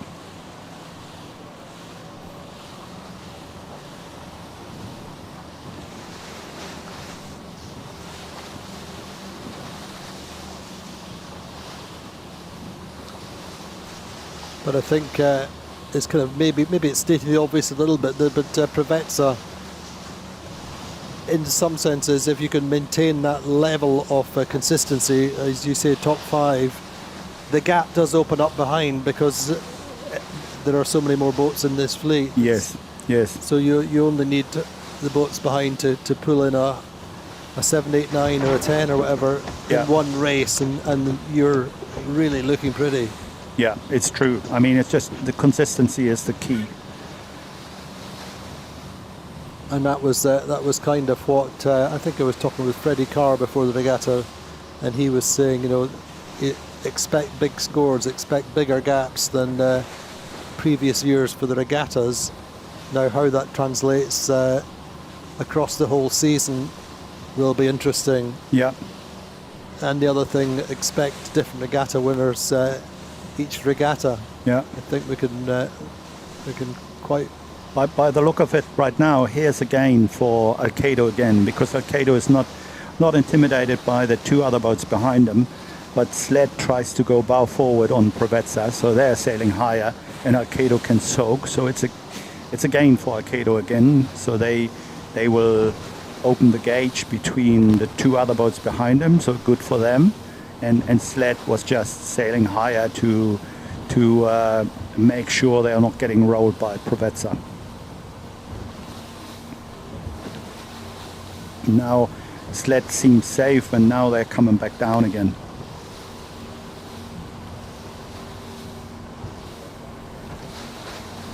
There we go. You can just see the level of concentration on the face of Andrea, our owner-driver. It looks like on Alkedo as well that the way the jib's flaked on the bow, that they have changed their jib again. So they probably go back to their light jib because the breeze is going down. He's just putting the sheets on now. And that's my rough estimated guess. I think they're listening. I'm not sure. It's fascinating. I mean, we can joke about it, but I mean, certainly we know in the coach boats that you very often have the teams listening, looking for any snippet of extra information. Yeah, definitely. But it's we can see this clearly now. Also, when you have the big drone shot, the overview, then you realize that the breeze has gone down a little bit. It looks calmer. It looks less breeze like on the last, the second downwind or the first race. So of course they do have to react. They know they have to go upwind again. So they will pick the perfect jib for that. No, interesting, because it does that overhead, the drone shot there, they just lost the shot. But certainly Trinity Racing away up there on the left side, they look to be a little bit lighter if you look at the relative angles between Alkedo. Yes, they're sailing higher angles right now by the look of it. Alkedo pointing directly or close to directly at the leeward gate, and so there'll be a shift coming, I guess, for Trinity when they come back on starboard, perhaps. But these are the moves that Ed Baird has become known for. He's just trying to keep his cool. Tidying up the cockpit. Well done. Yeah. Good man. I'd pick him. You'd pick him, would you? Yeah, he's tidying up the cockpit. Good man. I'm sure he'd say the same thing for you. Not sure. But I'm tidying up the cockpit every now and then as well. Of course, a tidy boat's a fast boat. Yeah, exactly. And I think a happy boat at the moment is Prevezza. Yeah, to be honest, I mean, we can see that it seems that they have a little bit more breeze, so they sail lower, the three boats ahead. We could see that just a minute ago. And if you compare that, maybe it's also the black kite of Trinity that is intriguing us a little bit. But it seems that the guys on the right-hand side of the course, they sail a little bit higher. And that is a typical indication for that they have less breeze, so they have to sail higher angles to maintain the speed, but that takes them further away from the bottom mark. So it's a tricky thing, and you lose a bit of ground on that probably. Gladiator have got themselves up to third for the moment. Seem to have got through Prevezza. On board we can see Gigi Parada steering the boat. Victor Diaz de Leon, the little firecracker tactician. Well, they seemed at times also quick yesterday in these lighter conditions. I mean, Gladiator, of course, sometimes they were positioned not really perfectly and were squeezed out left and right, but over the course they seemed quite quick in these conditions. Indeed. Made a lot of changes to the boat. They've certainly, I know, we're talking to Fergal Finlay, the project manager of the Gladiator, saying that they've saved a lot of weight in terms of systems and taken a lot of weight out of the boat, which they make a gain with for sure, and updated some of their systems and hydraulics. I mean, taking weight out always gives you an advantage in light air. I mean, really, a boat that is overall lighter or gets a lower center of gravity by taking weight out, it's always good. A fascinating run then. Alkedo not quite as far ahead this time, but this is only the first round. Yep, Alkedo goes for the mark now. It's a nice jibe. You can see it's you know, if the breeze is a bit softer, they don't do these late main jibes anymore. Just swing the boat around and try to come back up to the angle and accelerate. So a small change, of course. I think breeze is clearly moving around a little bit. I think maybe gone a little further left. It's now at 170, a 2.2 mile. Yeah. 170. 170 is pretty far left. I don't know whether it's still going left. Actually, that it started at 175. I think it's gone even further left than 170. But anyway, Alkedo, Andrea coming around the leeward mark with a pretty solid lead, you'd have to say. Yeah, it's definitely a nice lead. And Provezza is under pressure from Gladiator now. Definitely. In fact, Gladiator will be certainly inside boat at the mark. They will be the inside boat. So basically the chance for Provezza is basically going around the mark, and they have to leave enough room for Gladiator because they're the inside boat, and then they try to accelerate as quick as possible to get bow forward on Gladiator. But it looks hard for Provezza right now under these conditions. It's not easy to get bow forward, so they're pressing down. They're pressing more on it, sailing a wider angle to get through and poke basically their bow forward. But they have also sled in front of them, so it's not a good situation for Provezza here. Anyway, Alpha Plus coming round now, so it's Gladiator round in 4th, Trinity Racing in 5th, Alpha Plus in 6th.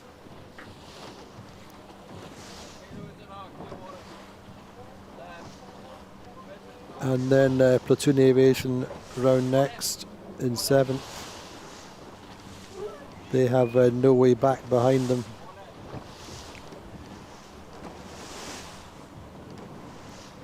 Pressure seems to have dropped quite a bit, hasn't it? It's gone really soft, and this is a bit of nerve-wracking mark roundings, because you have to get your pace up, you have to start, you have to get the speed up, you have to retrim the whole boat. I mean, you cannot retrim the rig though, but your sail setting and the way you set up the boat, it's got to be different, and especially at the bottom mark, sometimes it's a little bit, takes a moment to get the boat back up to pace.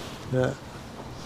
Just watching No Way Back tacking there, a little bit of slop and chop around, wake off the umpire boats, wake off the other boats. Yeah, you have really hard to steer your boat through that kind of tack, isn't it? That's the biggest problem you have, because if there were a breeze before, there's still some waves remaining.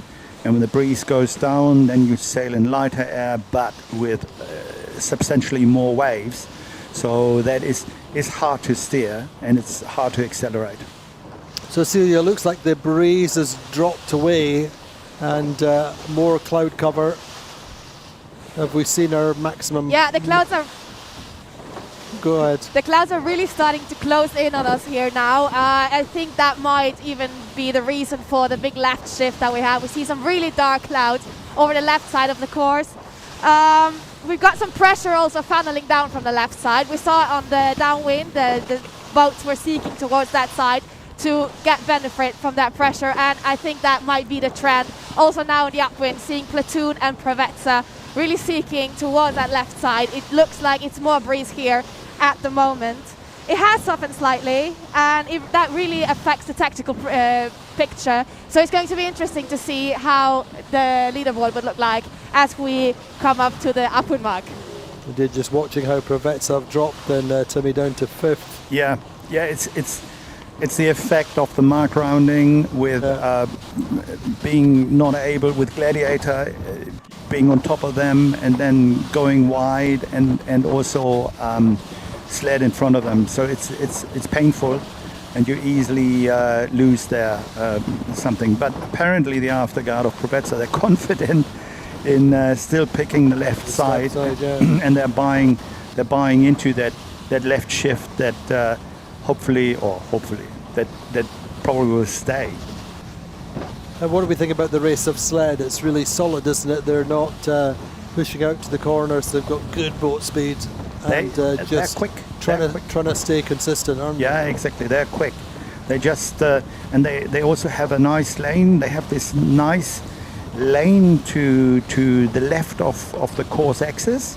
What is quite cool, you're still on the left side, but you are, not too far on the left side, and you can have you can play your pace. You can really sail fast.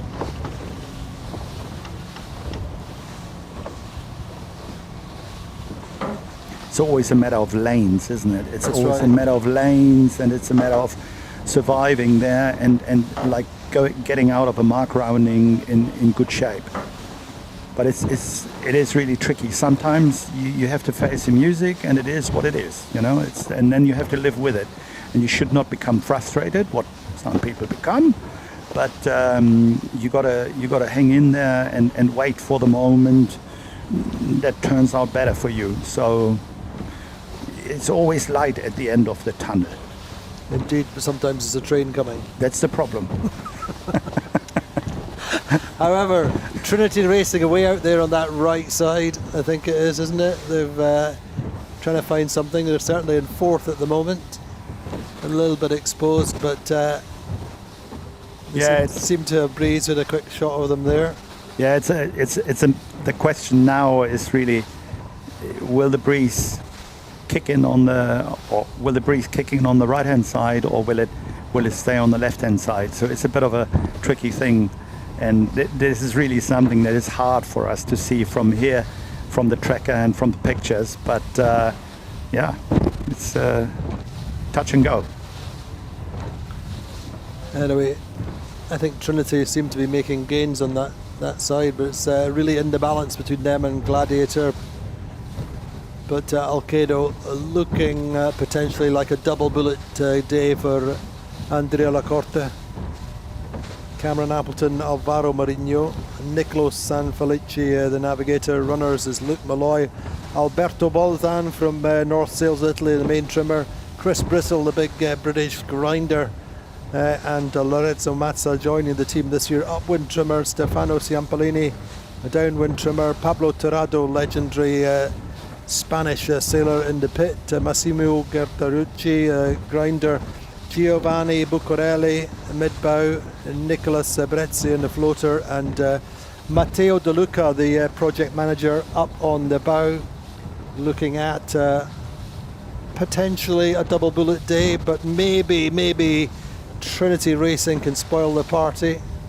You're seeing, a very, very definite dark cloud coming across. Yeah, it's affecting the breeze, definitely. We're seeing that Ed Baird's got his jacket on. So maybe he knows something that this dark cloud is bringing some precipitation. You never know, but it's certainly giving us a race. Balance, really in the balance between the left and the right. Provezza Sadly is coming up from fifth to second. It's interesting to see on the tracker. We can see the tail or the wake of Trinity. They have tagged and they have lifted, so it's a little bit of right shift for Trinity. They're sailing higher, and they are sailing higher. Just we can see Ed Baird looking under the boom to watch the fleet on board with Trinity. Really bouncing back after the disappointing previous race that they had to sit out with that technical problem, but it's a little bit of a seesaw for them just now, isn't it, Timmy? Yeah, I mean, normally if you have, you have to take every race as the race or a race, and if you have to sit one out, I mean, okay, this is all forgotten now. They're full on.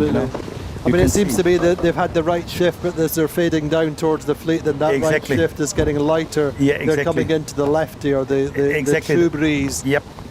Now, normally you might want to take a hitch back. Now, you would imagine that that's going to work for No Way Back for Terry and Peter Harima, Michele Avaldi and so on, going out towards that right side. I mean, Alkedo really have got it nailed though, isn't it?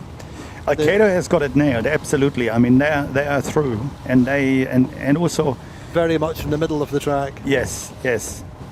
And it's really, even if you have a little right-hand shift like Trinity just had, you can have that right shift, but then you're sailing towards the persistent left shift that is already there, and then what? You sail against the wall. On board with Provezza now in fifth. They were momentarily up to third again, but they have platoon above them, don't they? That's painful. That is painful. It's not completely painful yet, but it might become painful. So I would say, with a cloud cover, the whole picture like we had it in the first race, it's not so clear anymore. No. It's the pressure is going down left, it's going down right, it's shifting a little bit, so it's really becoming a bit painful to hang in there. And that's also why, for example, Platoon could caught up so much on Provezza. But plenty of golf left in this hole, as the old cliche goes. That's true. It's that time of day, isn't it? However, Alkedo Vitamina really solid, really comfortable out in front as this breeze moves around these big dark clouds rolling in this afternoon over the Bay of Palma, pulling the breeze in different direction, primarily some temporary right shift. Now, whether that continues, it's going to be interesting whether Trinity Racing can get back out there on port tack, travelling out to the right just now. We'd imagine into that, what we might call is it the new breeze or is it the very old breeze? Yeah, that's the trick to it. It's if the cloud cover is destroying the thermal and the previous breeze that was here, you can end up in no man's land. It's but the great thing is these scenarios, all or 90% of these tacticians and afterguards have sailed here so often in so many different conditions. Nothing is completely new. It's how you remember it and how you channel the previous memories. And I'm sure that the likes of Ed Baird and Cameron Appleton are on top of the evolution of this breeze. Francesco Bruni and Murray Jones on the sled doing a fantastic job, and of course Vasco and Jordi Calafat making a bit of a move then up to third. Opportunity knocks for them. What's happening? Upwind finish. Celia probably has seen this. I think they do an upwind finish. That's amazing, isn't it? Upwind finish. Upwind finish. Clearly the breeze moving around, and so a good call from Maria Torrijo, our race officer, and it's a two-wind day for the Italians on Alkedo, and it's going to be a really super close finish for the next boats.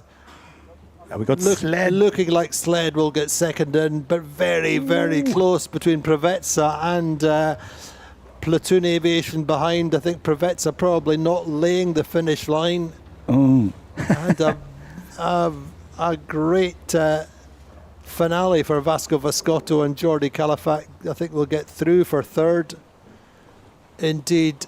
So second for Sled, third for Platoon Aviation. There'll be a few smiles on board finally for some relief. Platoon Aviation. They can come ashore and take some satisfaction in their first top three for a while. Sled solid second. Gladiator will get fifth, I think, isn't it?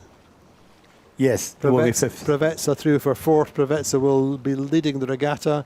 Nice work from Sam Albrecht and team on the Crioula. Yeah, they have snuck through nicely.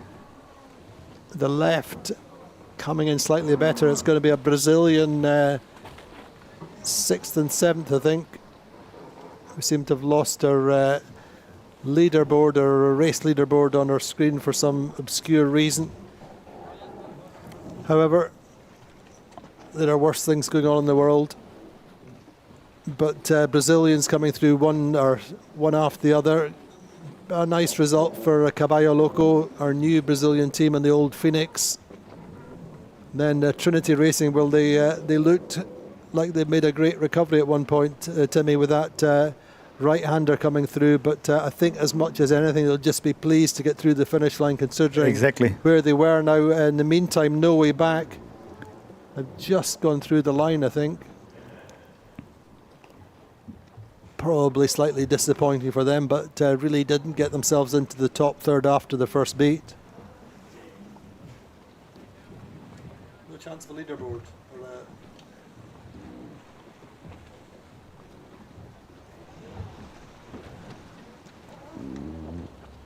Well, we don't know the finish order. Anyway. So that looks like a Vayu going through, then Teasing Machine, then Paprec. And is that Allegra, I think, possibly? Coming through right now. That's Vayu. Vayu, sorry, I've got Allegra and Vayu mixed up. But it's a long, long time in the 52 Super Series since I could remember an upwind finish. But I would hazard a guess that the last time there was one was here at the same time of year. I'm pretty sure of that you come here, that you have the sea breeze collapses because the thermal gradient, the thermal isn't maintained as that cloud comes over, and then it goes very, very funky. And so, I mean, credit to Maria then finishing the race when she did, because it could have been a complete lottery going down. Yeah, it was a great call. Run. Really a great call. I mean, there you can see in the 52s, I mean, Maria is very well known being a race officer that has a very good eye for what's happening and what can happen. And the downwind leg would have been a hard thing to get the boats down there. It would have been even more frustrating. And I think it's wonderful that she called it off at this point. So Celia, then a shortened course, a good move from a race officer. Breeze was collapsing, wasn't it? Yeah, definitely. I think it was a good call as well. It really, really became a game of tactics out here towards the finish, especially with the breeze moving around so much. We could really feel it coming from everywhere. And that is just caused by this weather system that is moving in over us now. The teams that managed to position themselves and react quickest to those little changes were the ones that really came out on top. And honestly, that's exactly what we saw reflected on the leaderboard by the finish. It wasn't just about rail speed at the end, but by playing it right. And yeah, Alkedo was looking fast and got away with it. So that was amazing to see. Indeed, Timmy, 2 race wins for Alkedo. That they were very much the talk of the training sessions at Easter, and indeed training coming into Palma Vela. They were considered by many observers to be the form boat in the early pre-season training. They were quick, really. They were really quick. Anyway, let's talk about tomorrow. What do we have? Well, we've had 2 very different days, haven't we? Absolutely. Great to have the sea breeze, kind of almost tantalising us. It would have been so good to get two races away, or 2 good races in the sea breeze. But in the end, a really just result, you'd say, for the day, with Alkedo winning twice. But Prevetsa staying consistent over the day. Lost a few places in the second half of that second race, but really I'm pleased for the Prevetsa team so far. They struggled last year from time to time. They had flashes of solid performances with this new boat. Maybe the Bay of Palma will work for them this time, Timmy. Yeah, it does. I mean, really very, very nice how they performed, and the way they executed also the starts on the pin was quite nice. I mean, sometimes they were under pressure, and in the last beat to the finish on the short course, they got under pressure from Platoon, and Platoon passed them finally. But yeah, tomorrow will be another day and might be even more complicated because because the forecast says mostly cloudy, chance of showers, moderate east gradient, 7 to 14 knots. So this is the outlook. We don't know if it's going to happen, but mostly cloudy is not such a nice call for a sea breeze building. We can be glad to be indoors then, can't we? Most certainly. With our cappuccinos and croissants and so on. But certainly the Bay of Palma, you would expect at this time of the season to get a wide variety of conditions. We always knew there'd be the chance of rain. We always knew that it'd be unsettled. But a really fitting test for the first regatta of the season. You wouldn't want it any other way, would you? No, I think so far we had 2 really cool days. And we had good regattas, good results, and boats that showed incredible performance.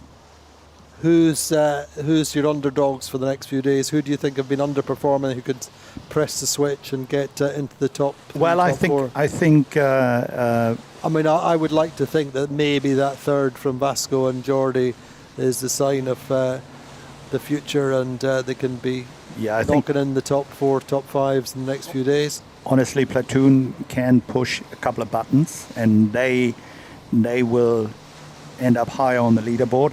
But still, I mean, it's something like if I look at Gladiator, for example, they sneak through. You know, it's nice how they do it. But it's interesting with them because Guige and Victor Diaz de Leon have never sailed together. That's one partnership that's going to take time to settle in, and it is clearly starting to work. Normally would expect Tony Langley to be on the boat. Unfortunately, Tony's got a back injury. He's promising, and we hope it's true that he'll get back on the boat before the end of the week. In the meantime, then, before we finish, a quick rundown of the leaderboard after day 2 of the Puerto Portals 52 Super Series Sailing Week here in Puerto Portals. Provezza, Ergen Imri's team, leading on 14 points, 6 points clear of Alkedo Vitamina after that double-digit double win today. In second place in 20 points. Sled third also in 22 for Gladiator.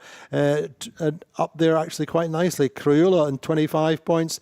26 points for Platoon Aviation, getting better all the time.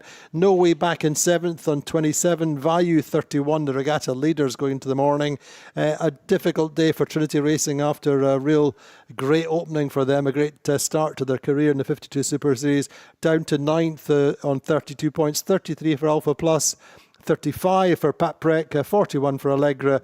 Caballo Loco on 13th, and Teasing Machine on 14th. And so that's our standings after day 2. Join us for day 3, hopefully going away again at 1 o'clock tomorrow, hopefully in beautiful sunshine and sea breezes, but join us then to find out.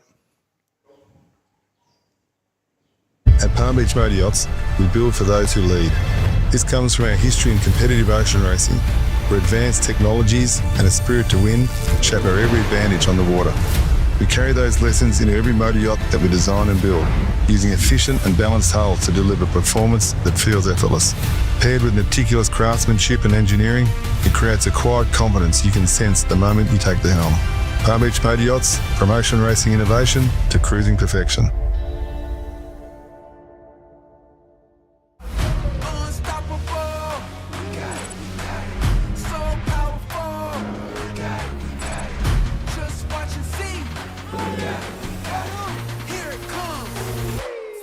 Energy.